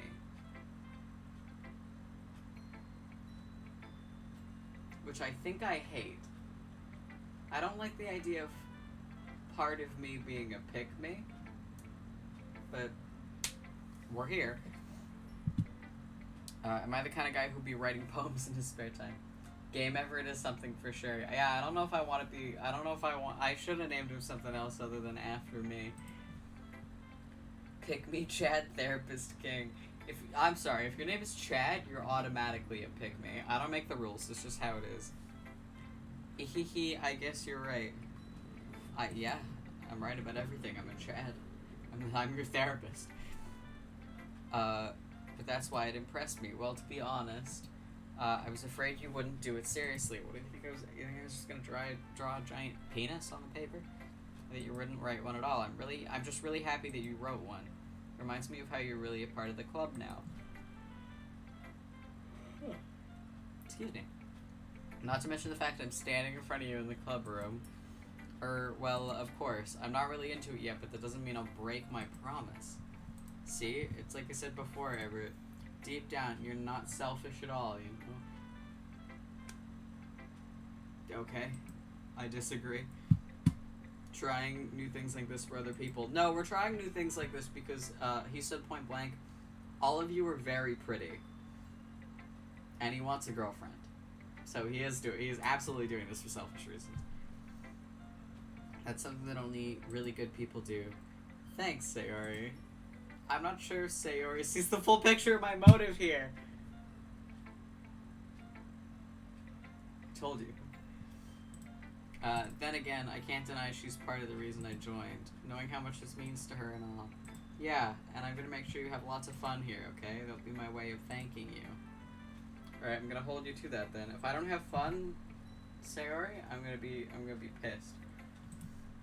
Yay, now you'll read my poem too, right? Don't worry, I'm really bad at this. Ehehe. We'll see about that. Okay. Dear Sunshine, the way you glow through my blinds in the morning, it makes me feel like you missed me. Kissing my forehead to help me out of bed, making me rub the sleepy from my eyes. Are you asking me to come out and play? Are you trusting me to wish away a rainy day? I look above. The sky is blue. It's a secret, but I trust you too. If it wasn't for you, I could sleep forever, but I'm not mad. I want breakfast. Sayori, this is just a guess, but did you wait until this morning to write this? No, just a little bit. You can't answer just a little bit to a yes or no question.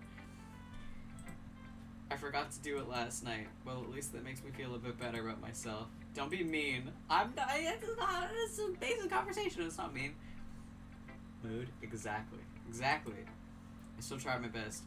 Yeah. I didn't mean to say that it was a bad poem. It came out nice, or how should I put it?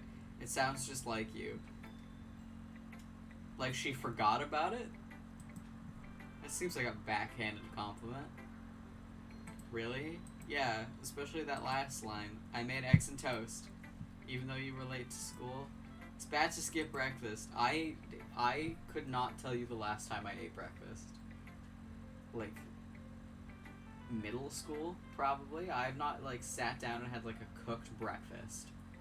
I usually have lunch, and I usually have dinner, and that is it. I could not tell you the last time I've had breakfast. Other than, like, a coffee or tea at work or something, but I don't count that as... I technically ate breakfast a few days ago, but it was chicken nuggets. Valid. It's valid. I hope the chicken nuggets were good.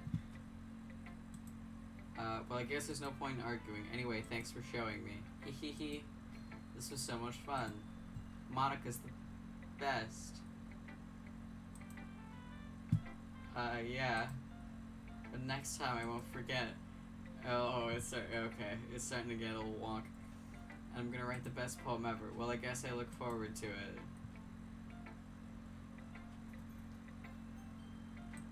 Steve Owen. Hi, Natsuki. Everett, if you're not going to take this club seriously, then go home. What? Harsh.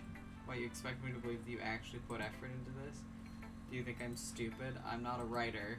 Maybe it's not very good, but yeah, I did put an effort. We all start somewhere, right? If you're still proud of the first poem you ever wrote, then I'd love to read it. Sunday Queen. Exactly. I'm gonna be real. I don't know if I like Natsuki. I remember not really liking her the first time I watched a playthrough of this game. She's fine. She's not one of my favorites though, I will say. Why am my hair falling out in chunks? Shedding. Yeah, they can be real fucking annoying. Yeah, very, very agreed.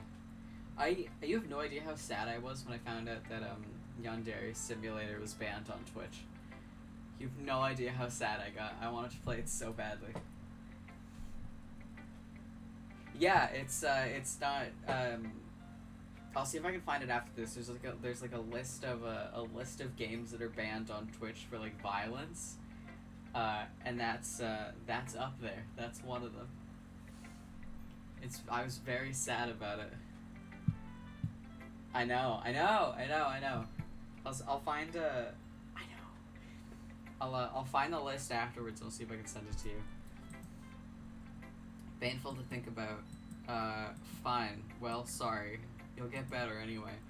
I tell you what to improve, but you're better off just trying again. Fair enough. Well, to each their own, I guess. Anyway, I guess I gotta share mine now. God, she's so mean. Knowing you, you'll probably think it's stupid. Yeah, probably.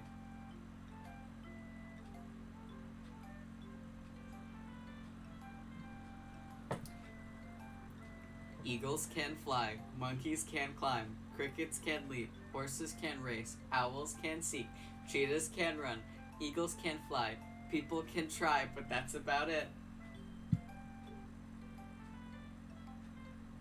It's a great poem. Yeah, I told you you weren't gonna like it. You're right. I like it. What? Just be honest. Yeah, I'm pretty sure I wrote that exact poem when I was 7. Exactly. I am. Why are you so convinced I wouldn't like it? Maybe because you're 7 years old. And it's, maybe that is the first poem she ever wrote. Maybe she mixed them up when she was leaving the house that morning. Because everyone in high school thinks that writing has to be all sophisticated and stuff, so people don't take my writing seriously. But isn't the point of poems for people to express themselves? You express something, that's for sure. Your writing style wouldn't make your message any less valid. Yes, exactly. I like when it's easy to read, but it hits you hard. It reminded me that you're a child. Yes. Like in this poem, seeing everyone around you do great things can be really disheartening. So I decided to write about it. Yeah, I understand. Are you comparing all your friends to animals? What are you expressing in this poem? Exactly. I just got the impression that she was just comparing all of her friends to animals, and that, And I don't know if I like that, because that implies that one of us is a cricket. But the other nice thing about simple writing is that it puts more weight on the wordplay. Like, I set up for a rhyme at the end, but I made it fall flat on purpose. It helps bring out the feeling in the last line. So you did. I guess more went into it than I realized. Natsuki call out post. I'm gonna make a Twitter thread on how Natsuki is not good at writing poems. That's what it means to be a pro. I wouldn't call it a pro, but alright. I'm glad you learned something. Didn't expect that from the youngest one here, did you? You are 7. To be fair, you are a child. Yeah, I guess not. I decided to humor her with that last comment. I don't really care how old everyone is, but if Natsuki is feeling proud, then I won't take that away from her. Take it away from her. I don't know. Who should I show my poem to next? Hi, Monica. Hi, Everett. Hi, Monica. Having a good time so far? It's so good. Let's see, look at her hair. What's her hair doing? What is that? Where's that going? What's holding that up? I don't like her staring at me like that. I know, is she the only one that, because everyone else is, like, ever so slightly tilted to the side. Is she the only one that stares at you head on? I never noticed that before. Everyone else is, like, ever so slightly tilted, at least. She's just staring into your soul. Yeah, good. Glad to hear it. By the way, since you're new and everything, if you ever had any suggestions for the club, like new activities or things we could do better... Excuse me. It's past Everett's bedtime, I say, as it's 4 p.m. I'm always listening. Don't be afraid to bring things up, okay? Alright, I'll keep that in mind. Of course I'll be afraid to bring things up. Alright, so he's a Chad. He's a pygmy, he's a therapist, and he has anxiety. He's taking all the boxes. I'm much better off just going with the flow until I'm more settled in. He's powerful. Oh my god. Anyway, I want to share your poem with me. I kind of get the impression I don't have a choice, but sure. That's kind of embarrassing, but I guess I have to. That's a pose, that's a pose, that's a pose. What is that?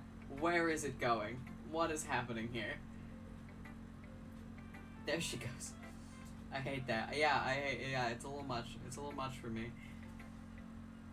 I used to think, now that I can see it, I used to think that her skirt was like this because she had her leg kicked up, but no, her skirt just... Her hair goes out, skirt goes up. None of the rest of her moves. I don't understand it either. Don't worry, Everett. We're all a little embarrassed today, you know? She controls the wind. Airbender. This... God, what I wouldn't give for this game to be like an Avatar Last Airbender crossover. That'd be so nice. We're all a little embarrassed. I want, instead of like the 4 girls, give me a dating simulator with Sokka, Katara, Toph, and, Zuko, and the main character is, actually, you know what, I'm gonna stop because they're all children. I think they're all teenagers, so I'm gonna stop while I'm ahead. Anyway, all I'm saying is that if Monica was Zuko, I'd be very interested in Monica. That's all I'm gonna say. I think, now that I think about it, when I was a kid, I think Zuko was my first, like, fictional crush, other than, I think, Veronica from the Archie comics. Like, have you seen him? I'm not saying I have a type, but also, the type is Zuko. Mine was Robin from Teen Titans. God, you're valid. You're so valid. I don't think I ever watched Teen Titans. Now that I think about it, I don't think I've ever seen it. I need to watch it. But that's the sort of barrier we'll learn to get past soon. Yeah, that's true. I hand Monica my poem. Great job, Everett. I was going, oh, in my head while reading it. It's really metaphorical. I'm not sure why, but I didn't expect you to go for something so deep. I guess I underestimated you.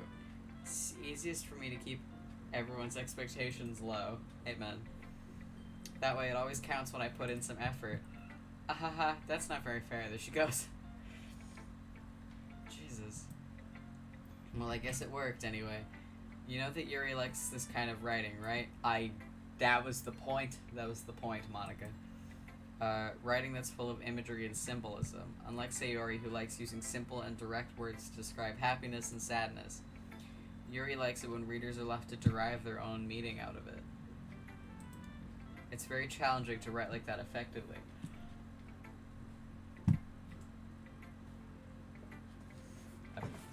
It's almost nap time. In half an hour, it's going to be nap time, I think. Both allowing people to get something out of it just by feel, or letting them deeply analyze all of the nuances.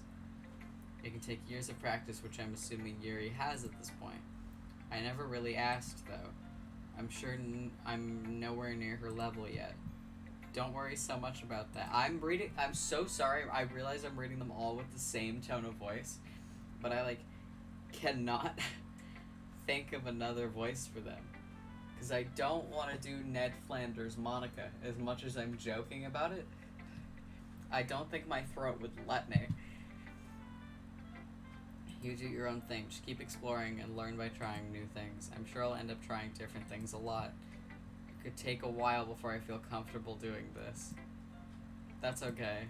I'd love to see you try new things. I got you, Monica. That's the best way to find the kind of style that suits you. Everyone else might be a little biased towards their own kinds of styles, but I'll always help you find what suits you the most. So don't force yourself to write the way everyone else wants you to write. It's not like you have to worry about impressing them or anything. Ahaha, there she goes. Ahaha. Anyway, do you want to read my poem now? I'd love to. Don't worry, I'm not very good. You sound pretty confident for someone who claims to not be very good. Well, that's because I have to sound confident. That doesn't mean I always feel that way, you know? I see. Well, let's read a thing. Read the thing. Hole in wall. Okay. We gotta get Percy to play one of these games to see what wild voices they give the character. Yes, I was really hoping that Percy was gonna tune in earlier today, and then I would they could give me voice suggestions, because we all know that I can't think of anything. Hole in wall. It couldn't have been me. See the direction the sparkle protrudes. A noisy neighbor, an angry boyfriend. I'll never know. I wasn't home. I peer inside for a clue. No, I can't see. I reel blind like a film left out in sun. But it's too late. My retinas. I already scorched with a permanent copy of meaningless image. It's just a little hole. It wasn't too bright. It was too deep, stretching forever into everything. A hole of infinite choices. I realize now I wasn't looking in. I was looking out, and he on the other side was looking in. So what do you think? It's a lot, Mon. It's a lot. I understand it because I've seen how this game goes, but Jesus. It's very free form, if that's what you call it. Sorry, I'm not really the right person to ask for feedback. Ahaha, it's okay. Yeah, that kind of style's gotten pretty popular nowadays. There's a lot of poems that have been putting emphasis on the timing between words and lines. When performed out loud, it can be really powerful. What was the inspiration behind this one? Well, I'm not sure if I know how to put it. I guess you could say that I had some kind of epiphany recently. It's been influencing my poems a bit. An epiphany? Yeah, something like that. I'm kind of nervous to talk about deep stuff like that because it's kind of coming on strongly. Maybe after everyone is better friends with each other. Anyway, here's Monica's writing tip of the day. Sometimes when you're writing a poem or a story, your brain gets too fixated on a specific point. If you try so hard to make it perfect, then you'll never make any progress. Just force yourself to get something down on the paper and tidy it up later. Agreed, honestly. Bit aside, agreed. Another way to think about this, if you keep your pen in the same spot for too long, you'll just get a big dark puddle of ink. So just move your hand and go with the flow. That's my advice for today. Thanks for listening. Phew, okay. I guess that's everyone. I glanced around the room. That was a little more stressful than I anticipated. Agreed. Everyone is judging me for my mediocre writing abilities. Even if they're just being nice, there's no way my poem can stand up to theirs. This is a literature club, after all. I sigh. I guess that's what I ended up getting myself into. Across the room, Sayori and Monica are happily chatting. My eyes land on Yuri and Natsuki. They gingerly exchange sheets of paper sharing their respective poems. As they read in tandem, I watch each of their expressions change. Natsuki's eyebrows furrow in frustration, meanwhile Yuri smiles sadly. What's with this language, eh? Did you say something? Oh, it's nothing. Natsuki dismissively returns the poem to the desk with one hand. I guess you could say it's fancy. Ah, thanks.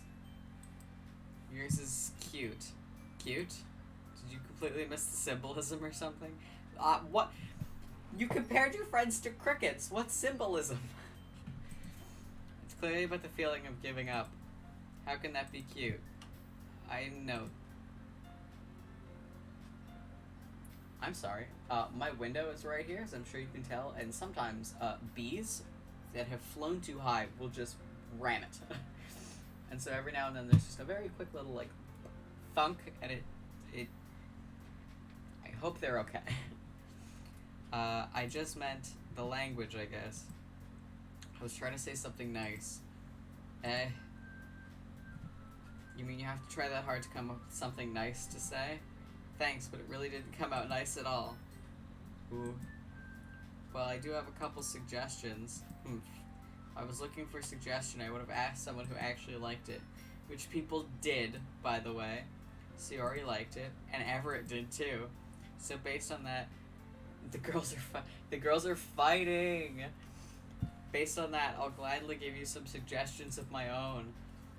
First of all, excuse me, I appreciate the offer, but I've spent a long time establishing my writing style. I don't expect it to change anytime soon, unless I, of course, come across something particularly inspiring, which I haven't yet. And Everett liked my poem too, you know. Everett's just here to party. He just wants a girlfriend, dude. I don't think he cares about poetry, I'm gonna be real. He even told me he was impressed by it. Natsuki suddenly stands up. Oh, I didn't realize you were so invested in trying to impress our new member, Yuri. What music is this? I like the idea that whenever they say they go into the Canadian accent, you know, like the hey bud, we're gonna go sledding, eh? Maybe get an ice cap at Timmy's.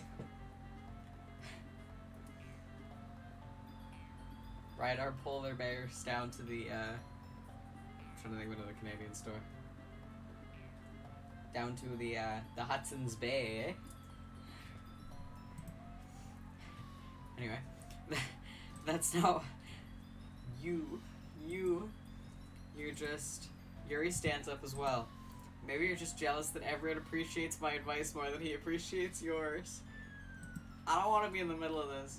And how do you know he didn't appreciate my advice more? Are you that full of yourself? I know if I was full of myself, I would deliberately go out of my way to make everything I do overly cutesy. Is everyone okay?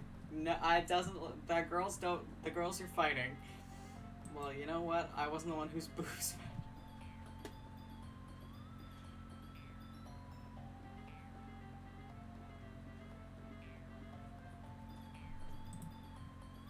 Natsuki, that's a little... This doesn't involve you. I don't like fighting, guys. Suddenly, both girls turned... The girls are out for blood. My blood, apparently. Suddenly, both girls turned towards me as if they just noticed I was standing there. I don't want to be a part of this. Everett, she's just trying to make me look bad. That's not true. She started it. If she could get over herself and learn to appreciate that simple writing is more effective, then this wouldn't have happened in the first place. What's the point of making all your poems all convoluted for no reason? The meaning should jump out at the reader, not force them to have to figure it out. Help me explain that to her, Everett. Wait, there's a reason we have so many deep and expressive words in our language. It's the only way to convey complex feelings and meaning the most effectively. Avoiding them is not only unnecessarily limiting yourself, it's also a waste. You understand that, right, Everett? Well, how did I get dragged into this in the first place? I don't know. It's not like I know anything about writing, but whomever I agree with, they'll probably think more highly of me.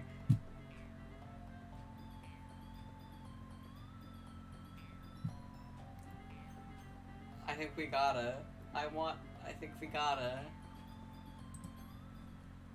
Natsuki, you're right that I liked your poem. See? Wait. We gotta. That's not an excuse for you to be so mean. You shouldn't pick a fight just because someone's opinion is different. That's not what happened at all. Yuri wouldn't even take my poem seriously. I understand. Yuri. You're a seriously talented writer. It's no secret that I was impressed. Well, but here's the thing. No matter how simple or refined someone's writing style is, they're still putting feelings into it and it becomes something really personal. That's why Natsuki felt threatened when you said her poem was cute.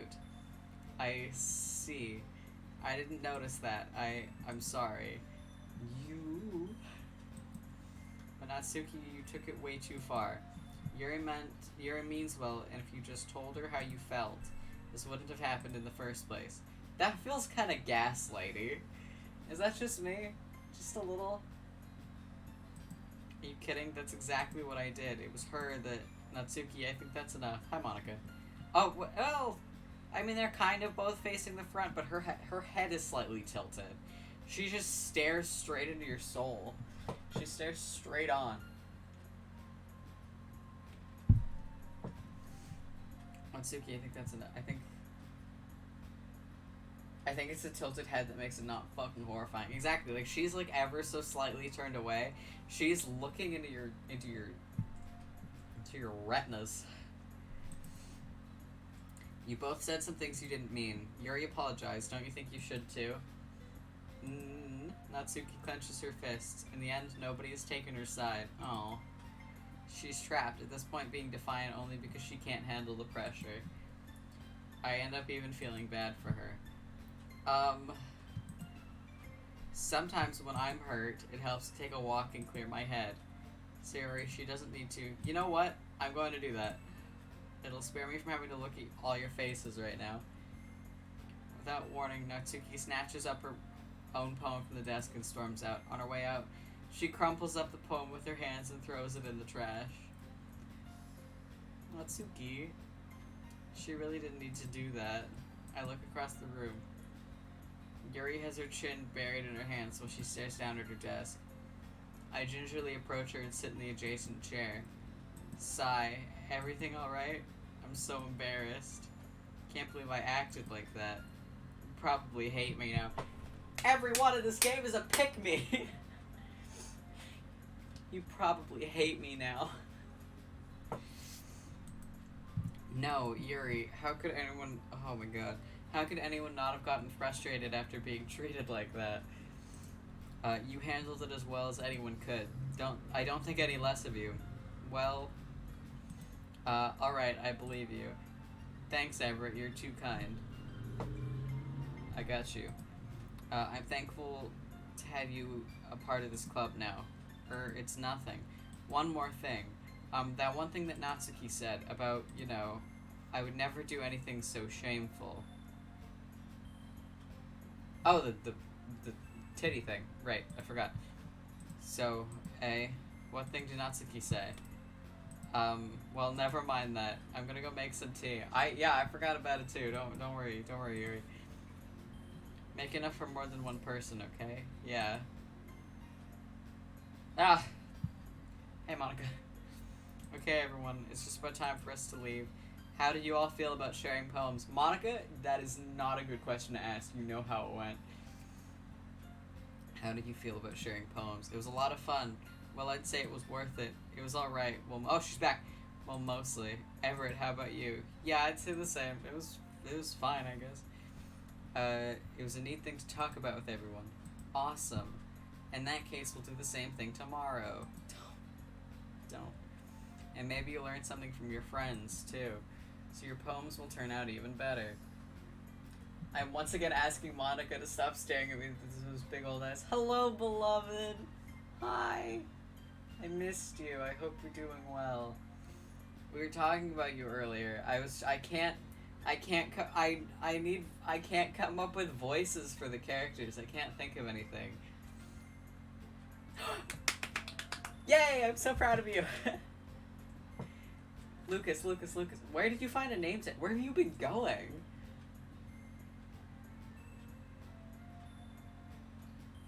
I found yes. I have wanted an XP farm for so long, you've no idea. You found the nether. Oh, I was hoping to do that on stream. It's like 200 blocks from the portal.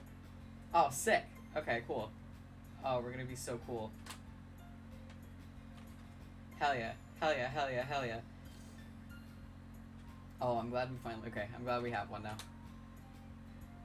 We are rich in horse armor. Fuck yeah, dude. Next time I stream it, we'll pop over there and go get some rods. Alright. So your poems will turn out even better. I think to myself, I did learn a little more about the kinds of poems everyone likes. With any luck, that means I can at least do a better job impressing those I want to impress. I nod to myself with a newfound determination. Hi, Sayori. Ready to walk home? As always. Let's go. Hehehe. Sayori beams at me. It truly has been a while since Sayori and I spent this much time together. Sorry I'm pursuing your friend. I can't really say I'm not enjoying it either. Sayori, about what happened earlier. What do you mean? You know, between Yuri and Natsuki. Does that kind of thing happen often? No. That's really just the first time I've seen them fight like that. I promise they're both wonderful people. I wish I could do the Uwu voice, because I feel like it would fit her really well. You don't hate them, do you? No, I don't hate them. I'm trying to date one of them. I just wanted your opinion, that's all. I can see why they'd make good friends with you. Phew. You know, Everett, it's nice that I get to spend time with you in the club. But I think seeing you get along with everyone is what makes me the happiest. The Uwu voice. Uwu? Uwu? Senpai? And I think everyone really likes you too. Excuse me, sir. You are the only adorable one here. Loudly uwoos. Uwoo to assert your dominance. That's hehe. Every day is gonna be so much fun. Coxka. Every day is gonna be so much fun. Sigh. It looks like Sayori still isn't caught on to the kind of situation I'm in. That's what I do when I get in a call with Percy. You go loudly. The loudest person to uwoo gets to control. I woo in my anime girl voice for dominance. God, as you should. Rightfully so. We'll just have to see what the future holds, Sayori. I pat Sayori on the shoulder. Friend pat. I said that more to myself than her, but it's easy to use Sayori as an internal monologue sometimes. Okay. Yeah. Let's do this. Don't make me write another poem. Don't make me write a... Fuck!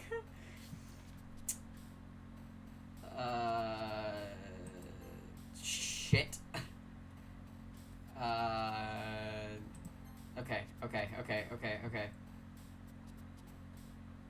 Kitty. Fuck. Can't confirm. Friend zoning Sayori, just DDLC things. Exactly. I want Yuri. Okay. That's one thing I mentioned this at the start of the playthrough, but that was almost 2 hours ago. There's a massive trigger warning on this game, which I'm sure y'all know. Everyone here knows, but I'm putting it out there again. Just a casual reminder.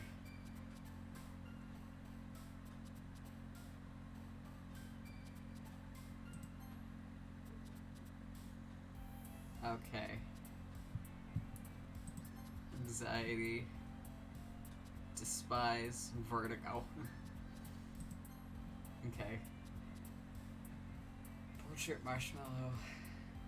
Defeat shit. Fickle. Disarray. Melancholy. Disaster. Adventure.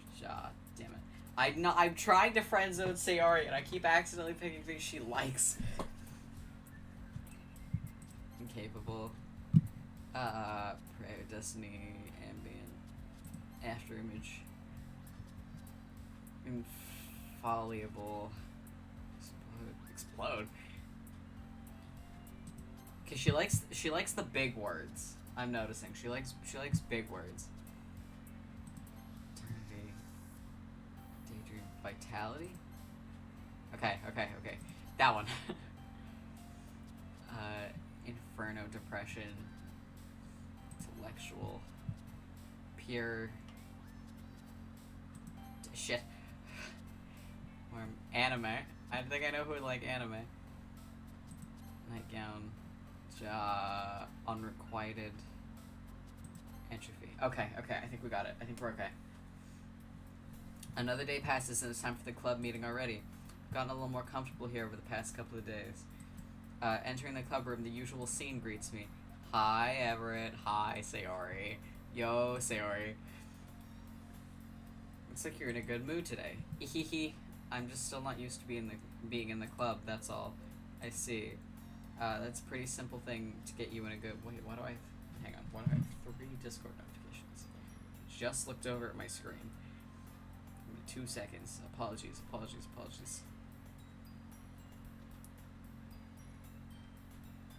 What?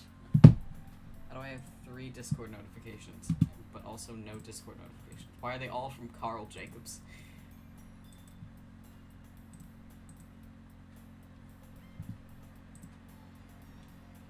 Sorry, I will simply lose my mind if I don't answer a notification when I get it. Okay, that's a pretty simple thing to get you in a good mood. But I guess it's always the simple things with you anyway. That sounds like a backhanded compliment, sir. Speaking of which, I'm kind of hungry. Will you come with me to buy a snack? No thanks. Jesus. That's not like you at all. I have my reasons. Why don't we take a look at your purse, Sayori? Eh? Why that all of a sudden? No reason, really. I just wanted to look at it. Sayori nervously retrieves her coin purse. I don't remember this part. She fumbles with the latch and gets it open. Then she turns it upside down and lets the contents spill onto the desk. Only 2 small coins fall out. Ahaha. I knew it. I can see right through you, Sayori. That's not fair. How did you even know? It's simple. If you had enough money in the first place, you would have bought a snack before coming to the club room. So either you're not hungry and want an excuse to take a walk, or you plan to conveniently forget that you spent all your money so I would lend you some. Dude, if she's broke and she's hungry, just buy her a snack. It's not that difficult. There's one more thing. You're always hungry, and so that only leaves one option. Wah! I give up. Don't make me feel guilty. Just give her like $1. $1 or 2 for food. It's not hard. Why is he such a dick? If you feel guilty, that means you deserve to feel guilty. Hi, Yuri. Wait, is the game frozen? Hang on.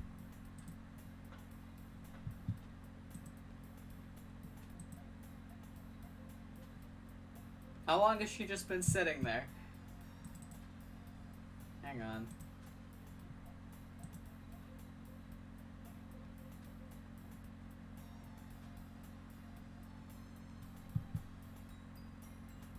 How long has my girl been frozen? Hang on, we're gonna switch screens. Give me 2 seconds.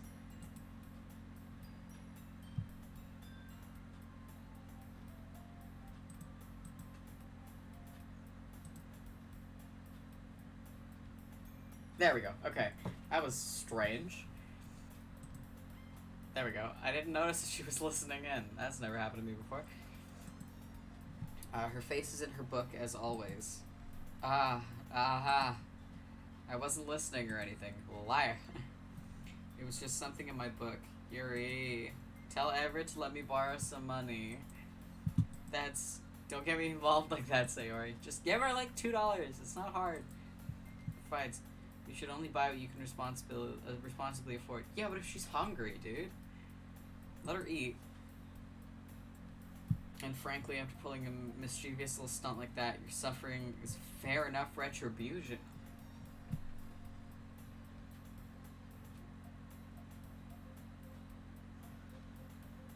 Jesus.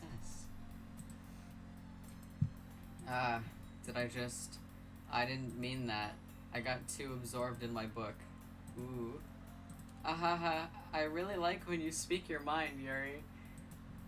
It doesn't happen much, but it's a fun side of you. There's no way you could think that. You were right, though. I did something bad, and now I have to accept the revolution. Viva la revolution. Retribution. That.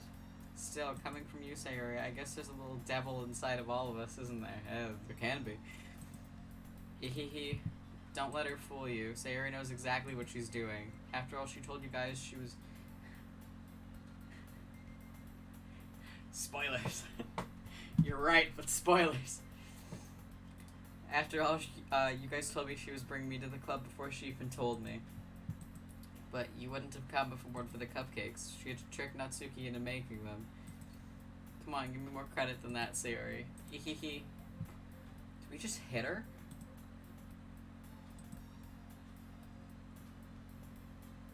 Out of nowhere, something smacks Sayori in the face and tumbles onto the... I thought we slapped her. Oh my god, I got scared.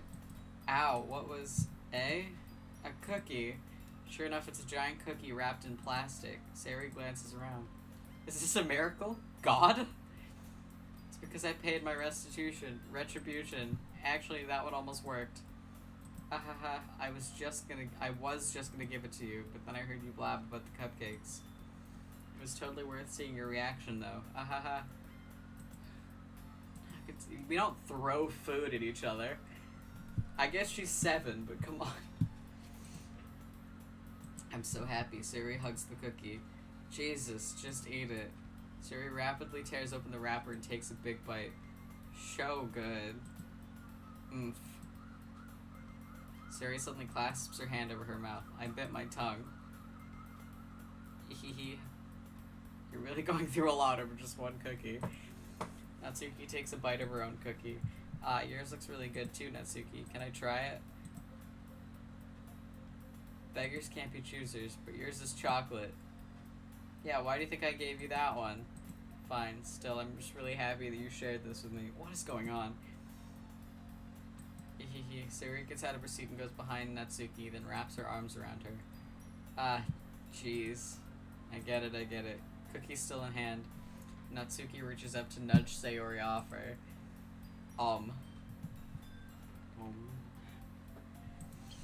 Sayori suddenly leans down and takes a bite of Natsuki's cookie.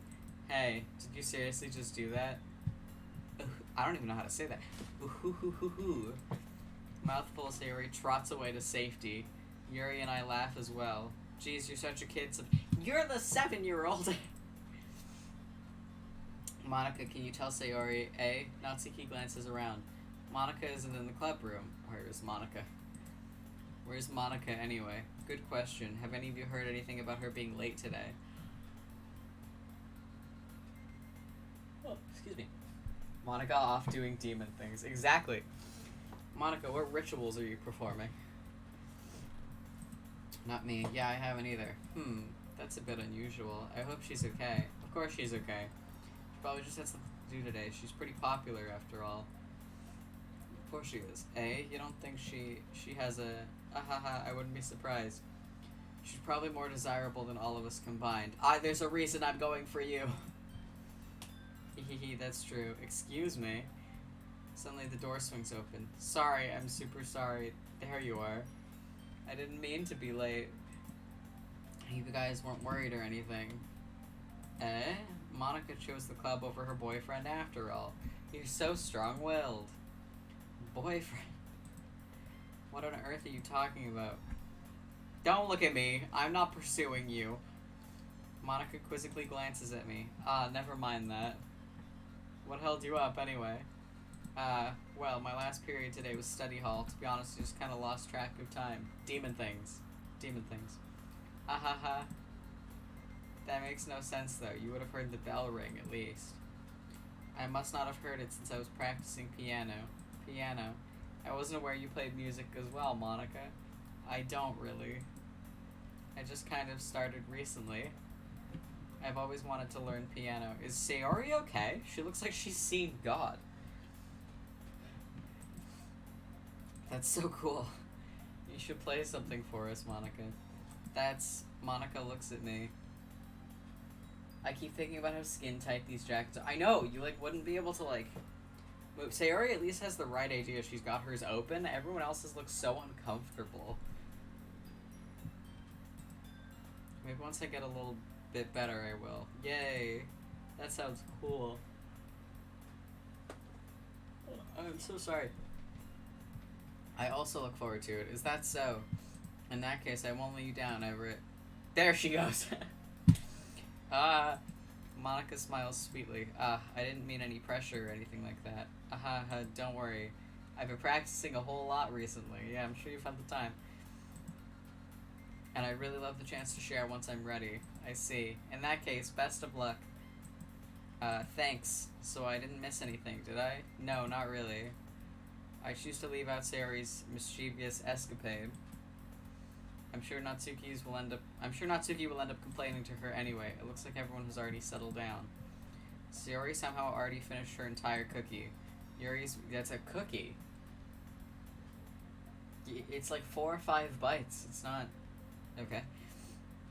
Yuri's back to her book. Natsuki disappeared into the closet. Haven't we all? Hey, Yuri.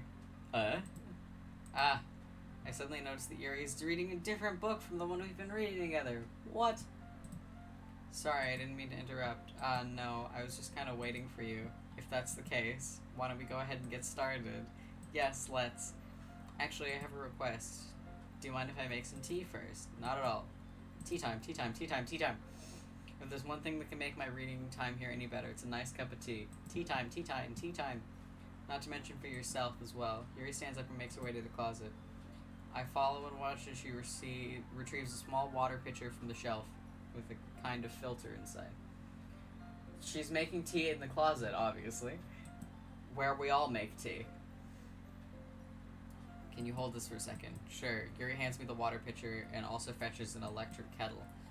I'm going to plug this in at the teacher's desk, then we'll go get some water. Why is there stuff for tea in the closet? Maybe this was just my school, but we genuinely had, kettles and stuff in classrooms. Like every English teacher had a kettle in their classroom where you could make tea. Typically for the morning students, but, I had AP Lit first thing in the morning. And we'd all just, one by one bring in our, travel mugs, and teachers didn't do shit for us. I don't know. English AP Lit. You could have water bottles? We were allowed to have, slightly see-through water bottles.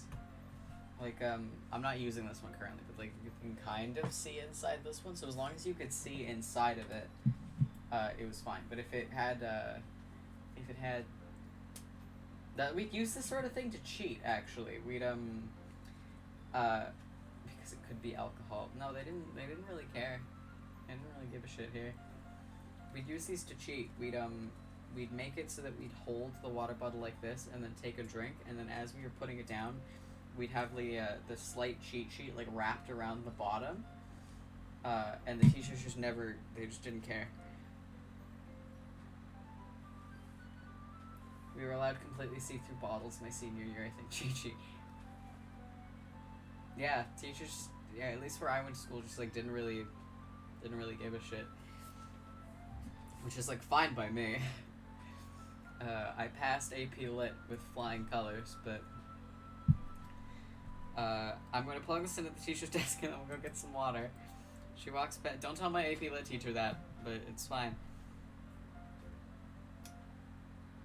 Generally, you can only have food, drink, and lunch in most Americans. Oh no, we bring snacks in all the time. It really depended on the teacher, though, to be fair. Yeah, no, we'd bring like full like snacks. Like there were like people coming in with like bags of McDonald's. No snack, really?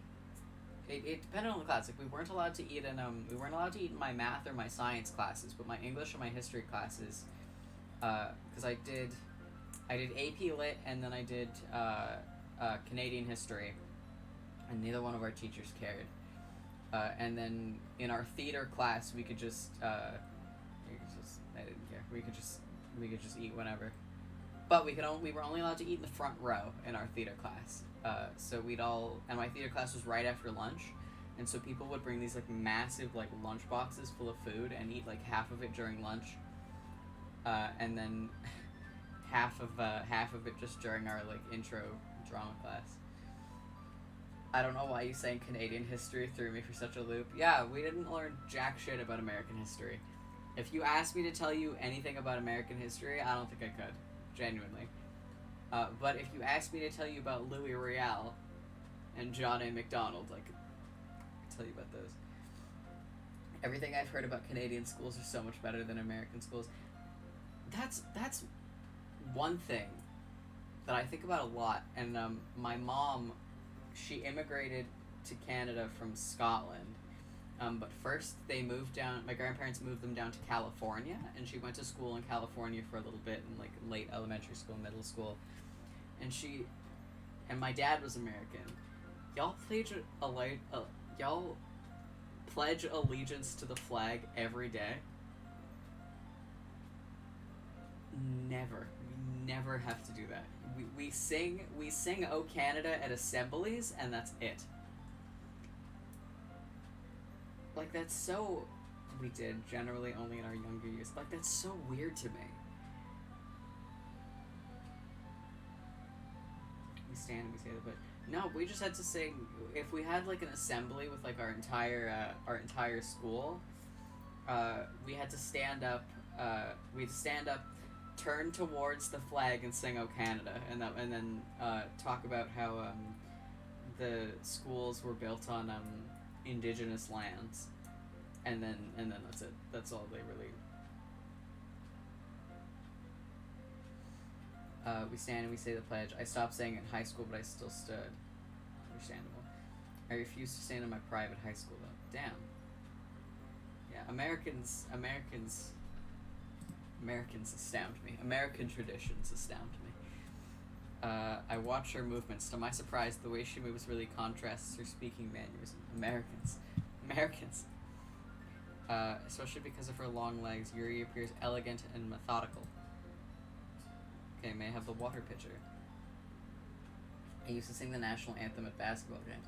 We used to too, although I used to play basketball, and so I was too focused on trying to make sure that my jersey fit okay to sing the Canadian national anthem. It's so shaking to hear what y'all think is wild from America because we're so used to it. I'm trying to think what other customs do y'all have that's weird?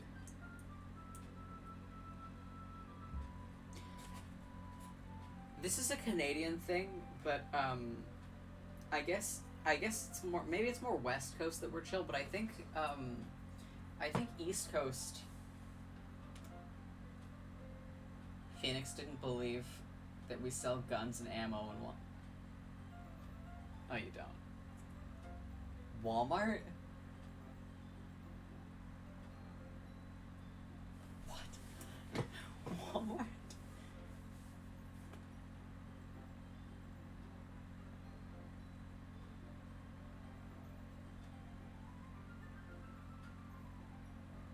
They mostly sell ammo with the brand.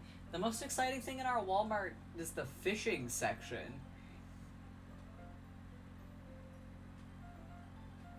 Next time we go to Walmart, I'll try to remember to take a pic. Please, dude, the guns are next to the fishing section. Oh, of course they are. Why wouldn't they be? Oh my god. Charlie, when I come visit you, you need to take me to a Walmart. I want to see gun Walmart. Oh my god. So you can fish and also shoot the fish if you don't want a fishing rod. I will take you to Walmart. Yes! I also just love Walmart. Usually they're like hunting rifles in large areas with hunting communities. Good God.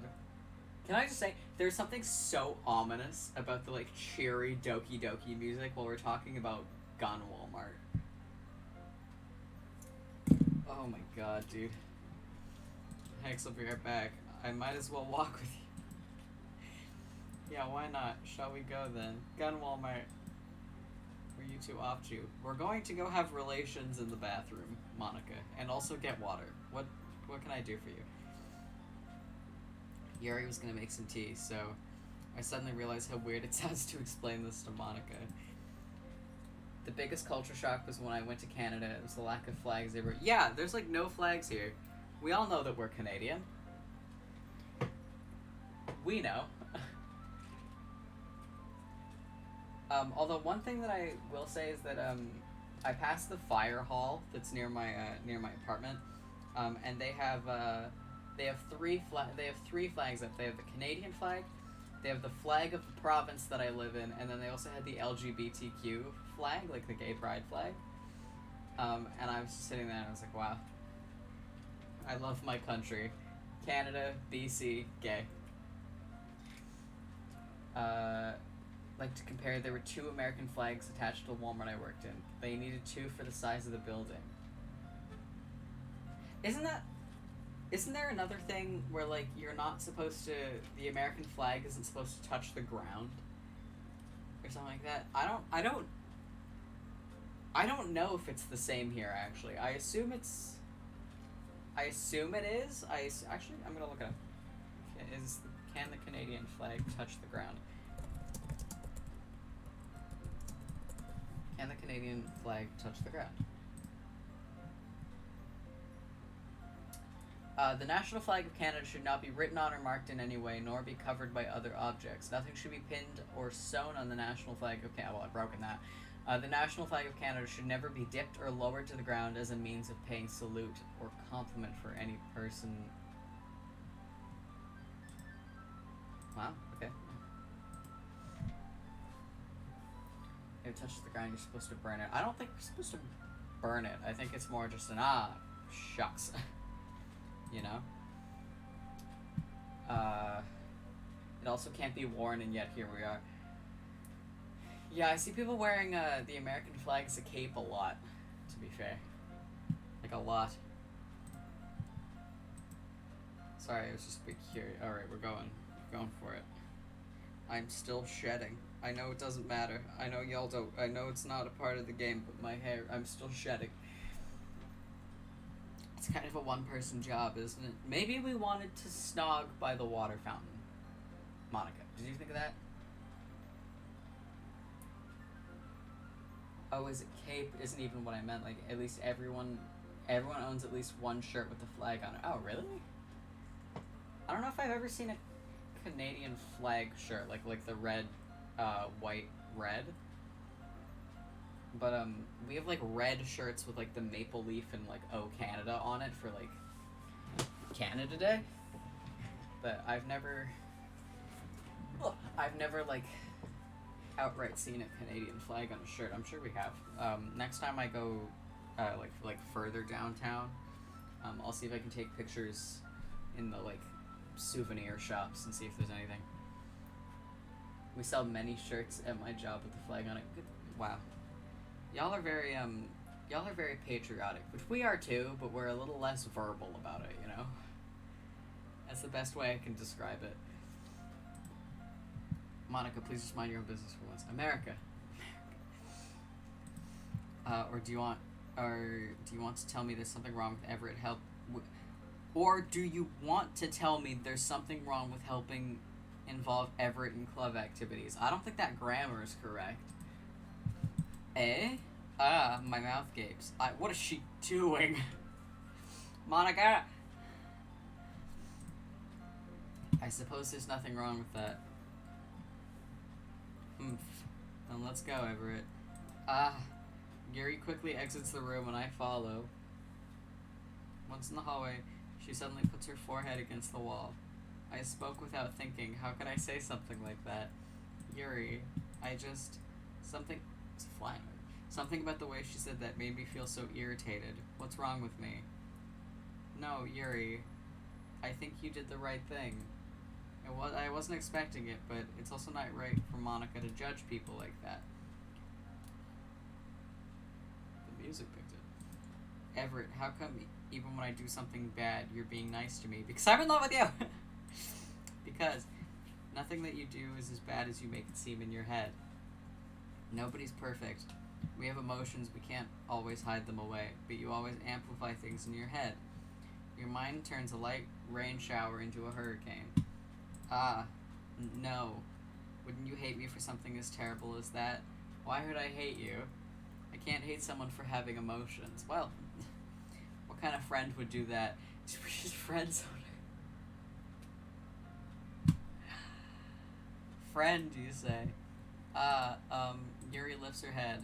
Everett, I really like being friends with you. Ahaha, thanks, Yuri. I like being friends with you, too. I feel kind of awkward saying something like that, but I'm doing my best to help Yuri feel better. Anyway, where were we? Yeah. Shall we go? Yeah. Yuri and I walked to the nearest water fountain. Once we fill up the water pitcher, we returned to the classroom as good friends. Very good friends. Everett, do you like oolong tea? I am more of an orange pico man myself, but I'll take it. Anything is fine. Very well. Yuri sets the temperature in the kettle to 200 degrees. Now it's time to get the teapot. We just flick it and it heats up. You really do this properly, don't you? Of course. I shouldn't do anything less when I'm making tea for others, even if I'm not an expert on tea or anything. Excuse me. Sorry. Woohoo. In that case, you'll only be even more impressed.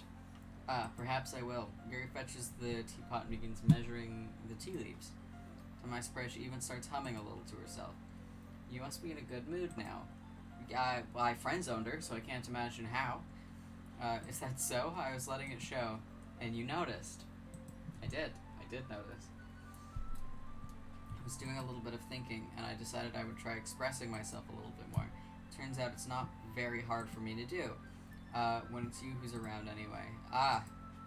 That's great, Yuri. Just don't push yourself too much. You're always worrying about me, Everett. It's very endearing. That's... Yuri wasn't kidding. I don't even know if I can keep up with this. I watched Yuri pour a cup of tea for us each. Everett, I have another request. Do you mind if we sit on the floor today? I'm gay. I'd love to sit on the floor. Let's go. Why is that? It's a little bit easier on my back. I can read with my back against the wall rather than bending over at my desk. Sorry, I didn't realize. No worries. I just have back pain fairly regularly, so I do my best to manage it. God, me too, Yuri. Is that so? I wonder why that is. Most likely because of your posture, right? Always hunched over like that while reading. Yes, I have terrible reading posture. So that's why we should sit on the floor. Fair enough. I'll go ahead and get the book. I retrieved the book from my bag. I have some chocolate as well. It's a bag of small chocolate candies that I kept hidden from Sayori's candy radar.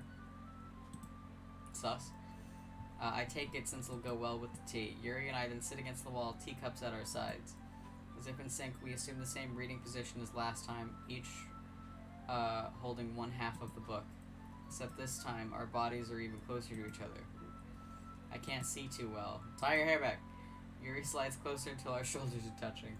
Ooh, ooh, ooh. How am I supposed to focus on reading like this? You don't. Yuri was always kind of cute, but when she's being less apprehensive, it's almost more than I can handle. Your teacup. Yuri hands me my teacup.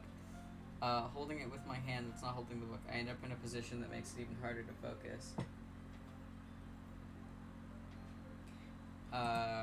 Because now I need to worry about making sure I don't accidentally touch her chest.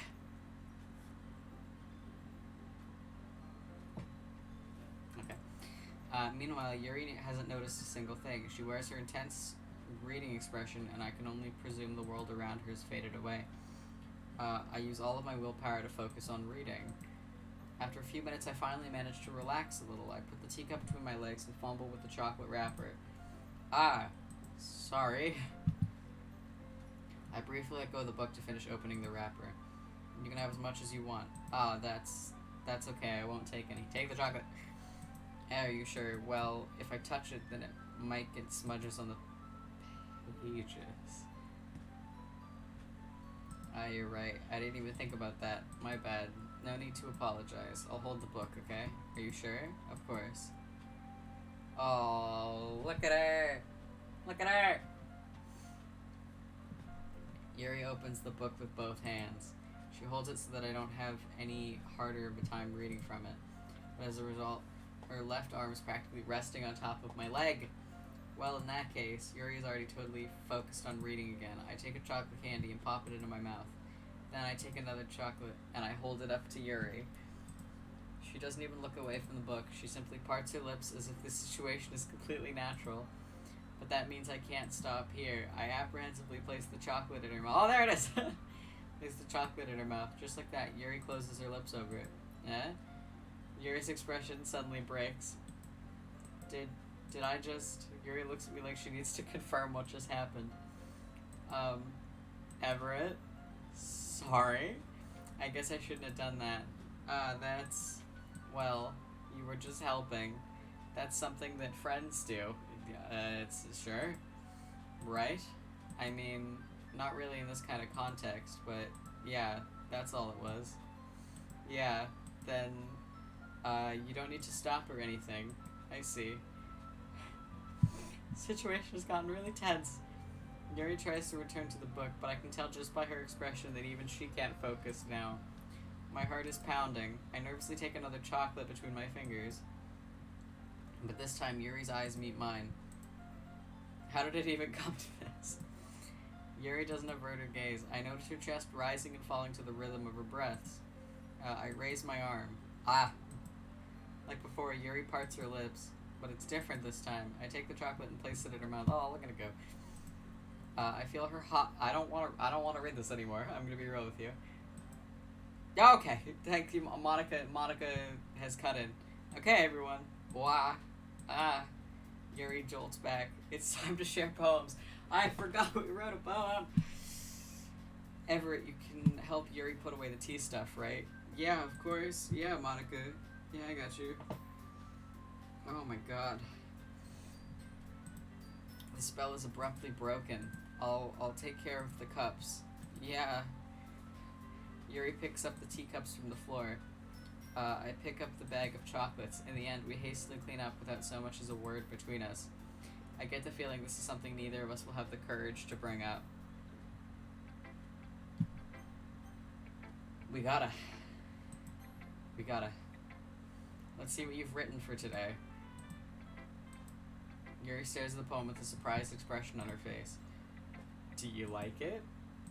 Everett, this one might even be better than yesterday's. How did you even pick up on this so quickly? Just yesterday I was telling you the kind of techniques worth practicing. Maybe that's why. You did a good job explaining. I really wanted to try giving it more imagery. Yuri visibly swallows. Even her hands appear sweaty. I'm not used to this. Used to what? I don't know. It's fine, take your time. Yuri breathes and collects her thoughts. I know that Yuri likes to think before she speaks, so I offer that patience to her. Yeah, just being appreciated like this, I guess. Probably sounds really stupid, but seeing someone motivated by my writing, it just makes me really happy. Aw. I got you, girl.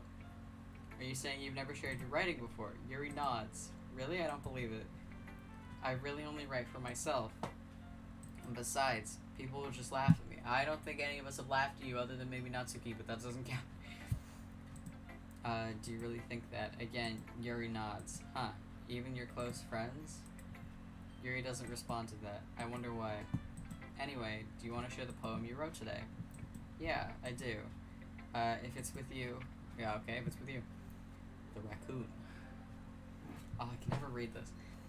It happened in the dead of night while I was slicing bread for a guilty snack.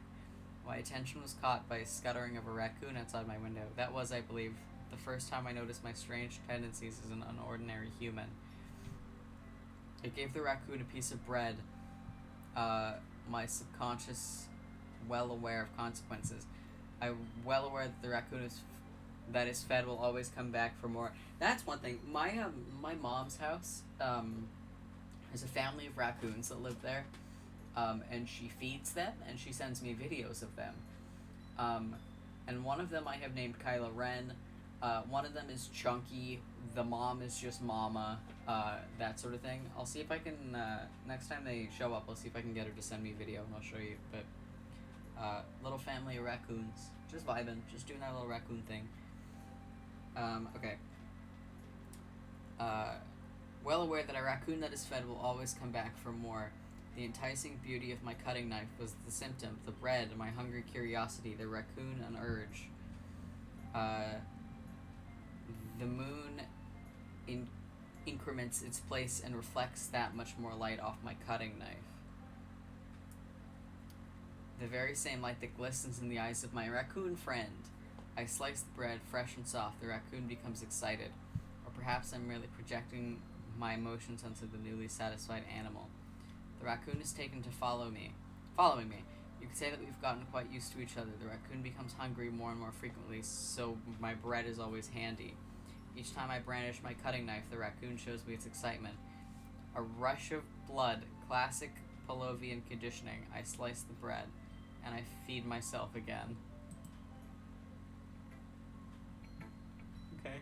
I was a little more daring with this one than yesterday's. I can see that. It's a lot more metaphorical. I don't know if it's my fault, but I can't begin to imagine what this poem was about. That's right. It's a bit closer to my preferred writing style. Using the poem as a canvas to express vivid imagery and conveying emotions through them. Yeah, if I take it at face value, then I can't even figure out what it's supposed to mean. Well, I think it's something that different people can relate to in their own way. I wanted to express the way it feels for me to indulge in my more unusual hobbies. It's those sort of things that I'm usually forced to keep to myself. So sometimes I enjoy writing about them. Yeah, I can see that. Ooh. Why do you keep them to yourself? Because they're embarrassing, and people would make fun of me. Don't you have anything like that, Everett? Well, can't think of anything. Well, yeah, apparently we do. I guess I do. I feel like everyone has a little something like that. The best we can do is respect each other and our individualities. Even if it's difficult sometimes and some things make us uncomfortable. After all, if I hadn't learned to embrace my own weirdness, I would probably hate myself. I might be ranting a little bit now, but I'm glad that you're a good listener. You're good at a lot of things. Writing, listening. There really aren't many people like you, Everett. Thank you. That's exaggerating a little bit. It's just how I feel. I never thought I would feel so comfortable sharing my writing. But now I almost feel like I look forward to it. It's just a really nice feeling. And you're to thank for that. It's nothing, really. Yuri smiles sincerely at me. For a moment, her timidness seems to disappear. Oh, there's the fly. Sayori. Sayori. Ooh, I like this one, Everett. It has some nice feelings in it. I'm glad. Does that mean it's better than yesterday's? Let me think. I don't know. I guess I like them both. Hehe. Thank you, Sayori. That's not very helpful, you know. Well, I'm not very good at figuring out if poems are good or bad. But that's just why I go by my heart. If it makes me feel things, then it must be a good poem. I'll give her that. Very true. I'm not sure that's exactly how it works. Then again, I guess conveying feelings is a pretty important part of this whole thing. Yeah, maybe. Honestly, I don't even know what kind of writing you like in the first place. Yeah, me neither. Why don't you at least try giving it some thought? You want to write something for me? That's not... No. That's not what I said.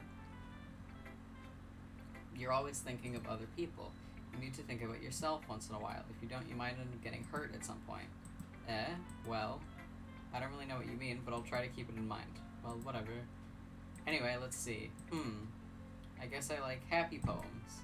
Wait, sometimes I like sad poems too. Sometimes a little bit of both. There's a word for that, right? What's the word I'm looking for? Bittersweet. Yeah. I like things that are happy and things that are sad. Happy and sad. I can't see you liking something sad, Sayori. Well, I like happy the most, but sometimes when you have a little rain cloud in your head, a sad poem can help give the rain cloud a little hug and make a nice happy rainbow. Sayori, that is unexpectedly poetic. It is? Maybe I'm getting better at expressing my feelings after all. Thanks, Everett. I should go write that down then. You can read my poem now, okay? Gladly. I pop off my scalp like the lid of a cookie jar. It's the secret place where I keep all my dreams. Little balls of sunshine all rubbing together like a bundle of kittens. I reach inside with my thumb and forefinger and pick it out. It's warm and tingly, but there's no time to waste. I put it in a bottle to keep it safe. And I put the bottle on the shelf with all the other bottles. Happy thoughts, happy thoughts, happy thoughts in bottles, all in a row. My collection makes me lots of friends. Each bottle straight to make amends. Sometimes my friend feels a certain way. Down comes a bottle to save the day. Night after night, more dreams. Friend after friend, more bottles. Deeper and deeper my fingers go, like exploring a dark cave. The secrets hiding in the nooks and crannies. Digging and dinging, scraping and scraping. I blow dust off my bottle caps. It doesn't feel like time elapsed. My empty shelf could use some more. My friends look through my locked front door. Finally, all done. I open up and in come my friends. In they come in such a hurry. Do they want my bottles that much? I frantically pull them from the shelf, one after another, holding them out to each and every friend, each and every bottle. But every time I let one go, it shatters against the tile between my feet. Happy thoughts, happy thoughts, happy thoughts in shards all over the floor. They are supposed to be before my friends who aren't smiling. They're all shouting, pleading something, but all I hear is echo, echo, echo, echo, echo inside my head. I started to read that as Eku Eku from Crash Bandicoot. Holy crap, Sayori, did you really write this? Of course I did. Didn't I tell you yesterday I was going to write the best poem ever? Yeah, but I mean, I didn't expect something like this coming from you. Monica taught me a whole lot, of course Monica did. And I've been really in touch with my feelings recently. I see that. It's almost kind of creepy. Creepy? Well, not exactly. Maybe because I'm so used to you being cheerful. Well, never mind. I'm thinking too hard about it. The point is, it came out good, so you should be proud of it. Aw, thanks. I feel like I was meant to express myself this way. It even helps me understand my own feelings a bit better. That's nice. That's nice. Okay. Writing is like magic. You've gotten pretty passionate about this, huh? I hope you keep it up. Yeah, writing's the best. I'm gonna keep writing until I die. Ahaha, don't get ahead of yourself. Sayori's always had a habit of getting obsessed with something before dropping it no more than a week later. I wonder if this is one of those times. But seeing the passion in her eyes makes it hard for me to be pessimistic. Where should I show? Not. Well, I can admit it's better than the last one. It's nice to see that you're putting in some effort. That's good, but I still don't like this at all. It's trying too hard to be serious. What do you mean by that? Poems don't need to be all deep sounding to express something. It's just going to sound like you're forcing it unless you really don't suck at it. Honestly, don't bother trying to write poems like this until you're on Yuri's level. Natsuki stopped short all of a sudden. Don't tell me. You're not trying to impress Yuri, are you? Where did you get that idea? What are you talking about? Keep your voice down. You know Yuri would love this angsty, just because she's a talented writer doesn't, I mean, you, looks like I'm in trouble. I somehow struck a nerve, though what I did is beyond me. I am so done with you. Natsuki shoves the poem I handed her back over to me. Take your stupid poem. If you wrote it for someone else, just don't show it to me. Ouch. This is what I get for letting a younger girl step into my business. Unless I was a mind reader, I was destined to be in a world of pain from the start. At least Natsuki wasn't really the girl I was trying to impress in the first place. I don't get to read hers? Okay. Hi, Monica. How's the writing going? Alright, I guess. I'll take that. As long as it's not going bad. I'm very happy that you're applying yourself. Maybe soon you'll come up with a masterpiece. Haha, I wouldn't count on that. You never know. Want to share what you wrote for today? Not really. I give my poem to Monica. Alright. This one's good. It feels like you're not only getting more comfortable with your style, but the imagery is better than the last one that I read. Just wondering, but have you been finding inspiration in Yuri's writing style? I guess so. You can't deny that she's talented. Yeah, totally. I think her poems are the most romantic. That's the best way to describe it. She's like a totally different person when she picks up a pen. I noticed that too. Or when she's talking about literature, it's like a light turns on inside her. Sadly, it's hard to get much personal conversation out of her. Trust me, I've tried. Who knows what goes on in that head of hers? Not me. I hope you don't mean that in a bad way. No, of course not. I just meant that I wish she didn't keep that much to herself. But still, defending her like that. Oh, there she goes. You must be pretty into her. Eh? You completely misunderstood. Calm down, I'm kidding. Besides, I'm pretty sure she's already got a boyfriend. Wait, really? Yeah, okay. A fictional one, anyway.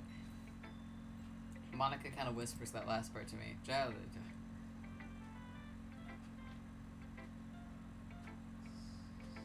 Sorry. Just a hunch, but, well, there's not really anything wrong with that. Oh, well, I know. I was just saying. But anyway, you want to read my poem now? I like the way this one turned out, so I hope you do too. Alright, let's take a look. The colors, they won't stop. Bright, beautiful colors. Flashing, expanding, piercing. Red, green, blue. An endless cacophony of meaningless noise. The noise, it won't stop. Violent, grating waveforms. Squeaking, screeching, piercing. Sine, cosine, tangent, like playing a chalkboard on a turntable. Like playing a vinyl on pizza crust. And then this poem of meaningless. Load me.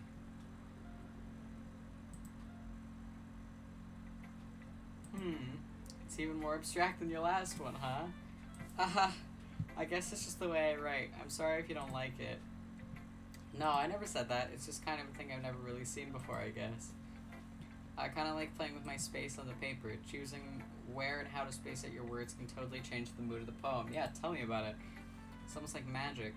The way I wrote the lines really short makes it feel like they're trying to speak over the noise. I see. It's still hard for me to tell what it's about, though. Haha, sometimes asking what a poem is about isn't the right question. A poem can be as abstract as a physical expression of a feeling, or a conversation with the reader. So putting it that way, not every poem is about something. Anyway, here's Monica's writing tip of the day. Good. Sometimes you'll find yourself facing a difficult decision, and when that happens, don't forget to save your game.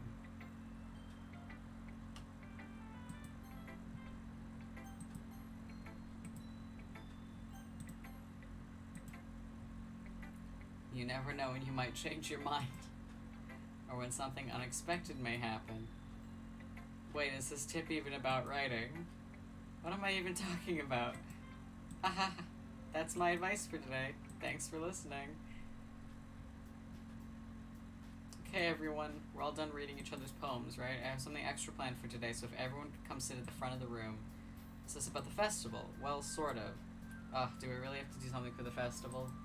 It's not like we can put together anything good in just a few days. We'll just end up embarrassing ourselves instead of getting any new members. That's a concern of mine as well. I don't really do well with last-minute preparations. Don't worry so much. We're going to keep it simple, okay? We won't need much more than a few decorations. Sayori has been working on posters, and I've designed some pamphlets we can give out during the event. Okay, that's great and all, but that doesn't tell us what we're actually going to be doing for the event. Sorry, I thought you heard about it already. We're going to be performing, Monica, a poetry performance. Each of us are going to choose a poem to recite during the event. But the cool part is we're also going to let anyone else come up and recite poems too. Sayori's putting it all on the posters in case anyone wants to prepare ahead of time. Hehe. Sayori, who's been coloring the poster, holds it up for us to see. Are you kidding me, Monica? You didn't already start putting those posters up, did you? Well, I did. Do you really think it's that bad of an idea? Well, no, it's not a bad idea, but I didn't sign up for this, you know? There's no way I'm going to be performing in front of a group of people like that. I agree with Natsuki. Yeah, it feels like kind of a violation. Especially if, especially if they all went off about how all these poems are so personal and deep to them. It doesn't feel like a good idea. I could never in my life do something like that. Imagining it, Yuri shakes her head in fear. Guys, no, Sayori, I understand where they're coming from. Remember that Natsuki and Yuri have never shared their poems with anyone until just a couple days ago. Yeah, exactly. It's a lot to ask for them to recite their poems out loud to a whole room full of people. I guess I kind of overlooked that. So, I'm sorry. But, I still think we should give it our best. We're the only ones responsible for the fate of this club. If we start the event and each put on a good performance, then it will inspire others to do the same. And the more people who perform, the better we'll be able to show everyone what literature is all about. Okay. Yeah, it's about expressing your feelings, being intimate with yourself, finding new horizons, and having fun. That's right. And it's those reasons that we're all in this club today. Don't you want to share that with others, to inspire them to find the same feelings that brought you in here in the first place? I know you do. I know we all do. And if all it takes is standing in front of the room for 2 minutes and reciting a poem, then I know you can do it. Natsuki and Yuri remain silent. Sayori looks worried. I guess that leaves me no choice. I agree. I don't think it's too much to ask.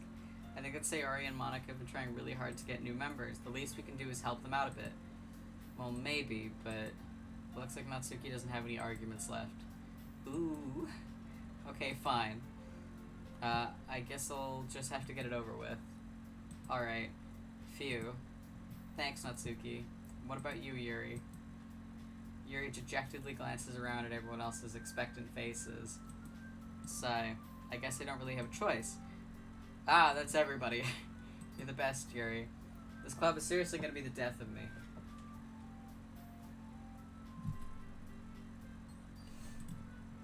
Oh gosh.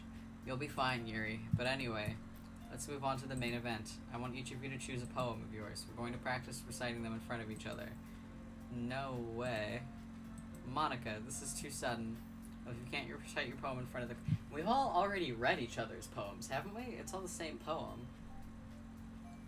If you can't recite your poems in front of the club, how do you expect to do it in front of strangers? Oh, no. Don't worry, I'll start off to help everyone feel a bit more comfortable. Can I go next? Aha, of course. Now, let's see. Monica flips through her notebook to the specific poem she has in mind for herself. She then stands behind the podium. There's a podium? The title of this poem is The Way They Fly. Ahem. Monica begins reciting her poem. Her clear, confident voice fills the room. More than that, her injection is pristine. She knows exactly how to apply emotion behind each line she recites, bringing the words to life. Is this something she's done before, or is she simply a natural? I glance around me. Everyone has their eyes on Monica. Sayori looks amazed. Yuri has an intense expression on her face that I don't understand. Finally, Monica finishes the recitation. I can read. The four of us applaud. Monica takes a breath and smiles. That was so good, Monica. Thank you very much. You're so welcome. I was just hoping to set a good example. You ready to go next, Sayori? I'll go next. What? Yuri's all fired up all of a sudden. Yuri clutches a sheet of paper between her hands and stands up. Keeping her head down, she walks quickly over to the podium. This poem's called... Yuri anxiously glances at each of us. You can do it, Yuri. It's called After Image of a Crimson Eye. Yuri's voice shakes as she starts reading the poem. Just a moment ago, she practically refused to do this. Why is she suddenly putting in so much effort? As Yuri gets past the first couple of lines, her voice changes. It's almost like what happens when Yuri gets absorbed into her books. Oh, good for her. Her quivering words transform into the sharp syllables of a fierce and confident woman. The poem is full of twists and turns in a structure that she enunciates with perfect timing. This must be a rare glimpse into the whirling fire Yuri keeps concealed inside her head. Suddenly, she's finished. Everyone is stunned. Yuri snaps back into reality and glances around her as if she bewildered even herself. It's up to me to save the situation. I'm the first to start applauding. Everyone joins me afterwards and we give Yuri the recognition she deserves. It's not that we didn't want to applaud for her, but we were so caught off guard that we must have forgotten. As we applaud, Yuri holds the poem to her chest and rushes back into her seat. Yuri, that was really good. Thank you for sharing. Oh, my mouse died. There we go. Looks like Yuri is down for the count. Okay, I guess I'm next then. Sayori hops out of her chair and cheerfully walks to the podium. This one's called My Meadow. Ha ha ha. Sorry, I giggled. Hehe. Sayori. It's a lot harder than I thought. How did you guys do it so easily? Try not to think of it like you're reciting it to other people. Imagine you're reciting it to yourself in front of a mirror in your own head. It's your poem, so it'll come out the best that way. I see. Okay then. Sayori begins her poem. Somehow it feels like her soft voice was made as a perfect match. The poem isn't as aimlessly cheery like Sayori is. Sorry, my throat's starting to hurt a bit. It's serene and bittersweet. If I were to read this on paper, I probably wouldn't think much of it. But hearing it come from Sayori's voice almost gives it a whole new meaning. Maybe this is what Sayori meant when she said she likes my poems. It's like I get to reach more deeply into someone I thought I knew through and through. Sayori finishes and we applaud. I did it! Good job, Sayori. Even Everett liked it. I guess that's a good sign. What does that even mean? It came out nicely, Sayori. The atmosphere of the poem fits you really nicely, but it might be that other poems wouldn't work quite as well with that kind of delivery. I don't really understand. In other words, I've seen poems of yours where that sort of gentle delivery wouldn't work as well. They might need a little more force behind them depending on what you're reading. Oh, I know what you mean. Well, I've been practicing that kind of thing. It's just embarrassing to do in front of everyone. Hehehe. The next time I'm gonna make you pick a poem that challenges you a little more. Make her pick a poem, alright. We don't have much time before the festival, you know. Okay. Now, who's next? Natsuki? Don't make me go before Everett. It's not like I can compare to you guys anyway. Might as well let Everett lower everyone's standards a little before I have to do it. What the fuck? Natsuki, it's fine. I might as well get it over with. But it's not like I have much of a selection of what to read. I'll just have to go with what I wrote for today. I stand up and step in front of the podium. Everyone has their eyes on me, making me feel terribly awkward. I recite my poem. Since I'm not exactly confident in my own writing, it's hard to put energy into it. Despite that, once I finish, I receive applause anyway. Sorry, I'm not really as good as everyone else. What did I tell you? He's a pick-me. Don't worry about it so much. I think it's less about your abilities and more of your lack of confidence in your writing. That's something that'll improve over time, though. Yeah, maybe. Alright then. That just leaves you, Natsuki. Yeah, I'm going. Natsuki begrudgingly gets out of her seat and makes her way to the podium. The podium is called... Why are you all looking at me? Because you're presenting. Anyway, the poem is called Jump. Natsuki takes a breath. When she starts reciting the poem, her sour attitude disappears a little. While she's still a little unenthused, her poem has a rhythm and rhyme to it. It's Natsuki's trademark style, and it works surprisingly well when spoken aloud. The words feel like they bounce up and down as if giving life to the poem. Natsuki finishes and everyone applauds. She huffs back to her seat. That wasn't so bad, was it? Easy for you to say. You better not make me do that again. Well, do you at least feel prepared enough to recite a poem in front of other people? I mean, doing it in front of other people would be way easier. I can put on whatever face I want for other people. But when it's just my friends, it's just embarrassing. That's a surprise, Natsuki. I think it would be the other way around for me. Well, that's just how it is, so... Well, I guess in that case, you wouldn't have much to worry about for the festival. That said, I want to thank everyone for coming through. It might be hard, but I hope that you all have an idea of what it's like now.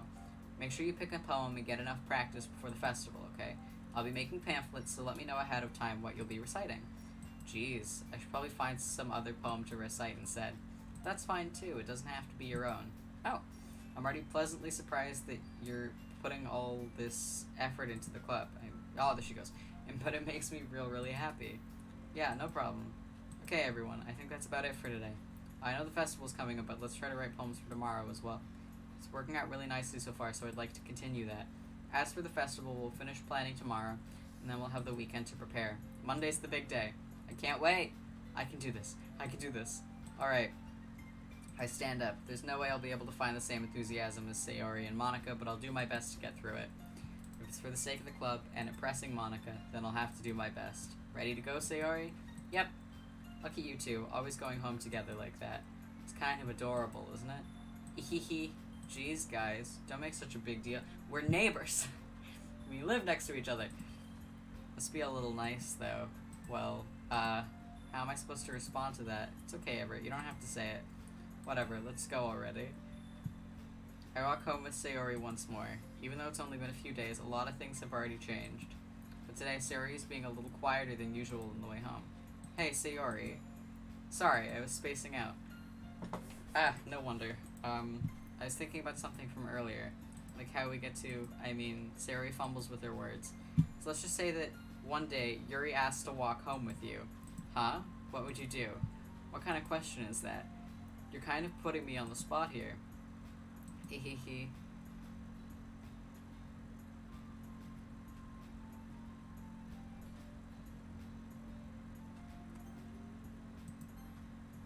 Sorry. I would walk home with Yuri. Walking home with Yuri, huh? Why does the thought of that make my heart pound? Given how hard it is for her to socialize, it would feel awful turning her down, so... Isn't she so beautiful and smart? That has nothing to do with what I just said. Ahaha, you admitted to it. Jeez. There's not even any point in speculating something that's never going to happen. Well, maybe. But I just like to think about it. It's not long before you won't need me anymore, you know? Need you? Sayori, I can't figure out how you're seeing this in your head right now. Sorry, everyone is different. Nobody in the club is a replacement for you. If you say so. The conversation trails off and I'm left feeling awkward. But it was kind of her fault for trapping me with such a weird question. I can't just lie to her, but if there's something that makes her happy, I would hate to take that away from her. That's why I said there's no point in speculating. Then again, the festival is only a few days away. Who knows what will happen in that time? Don't make me write another poem. Fuck!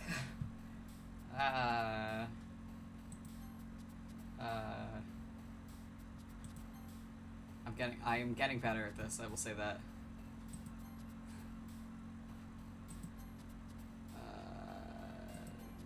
Never mind, I'm getting better at it less.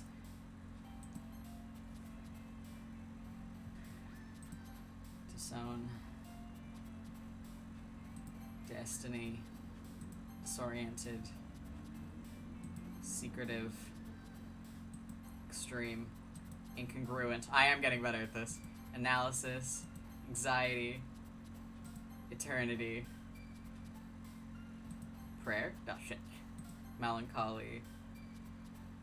Portrait. Intellectual. Judgment. Alright. We're getting better at it. Take it. Actually, you know what? I think we're gonna call it here. Because I'm getting tired. So let's see, we saved there. Yeah, I think we're gonna call it there.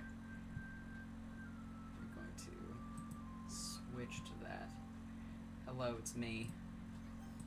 Let's quit Doki Doki. We're going to turn Spotify on. Nice and quiet in the background.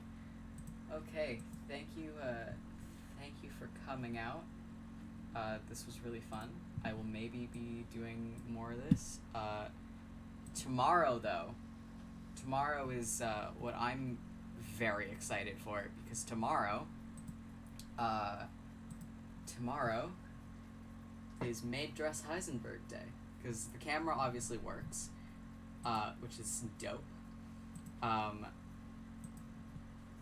Yeah, so I'm hoping that we can do that tomorrow. I'm gonna aim for like 1 p.m. PST, 2 p.m. PST, something like that. And we're gonna be hopefully either beating or at least almost beating Resident Evil Village. So we're going to do that soon, hopefully. Yeah. All right, I'm gonna send you over to Sir Derpy Creeper. He's playing Fall Guys. He's really cool. He's a friend of mine. He is lovely. please go give him your love. Yeah, I'm gonna head out. Thank you for coming by. I will see you tomorrow for Maid Heisenberg. All right. Bye.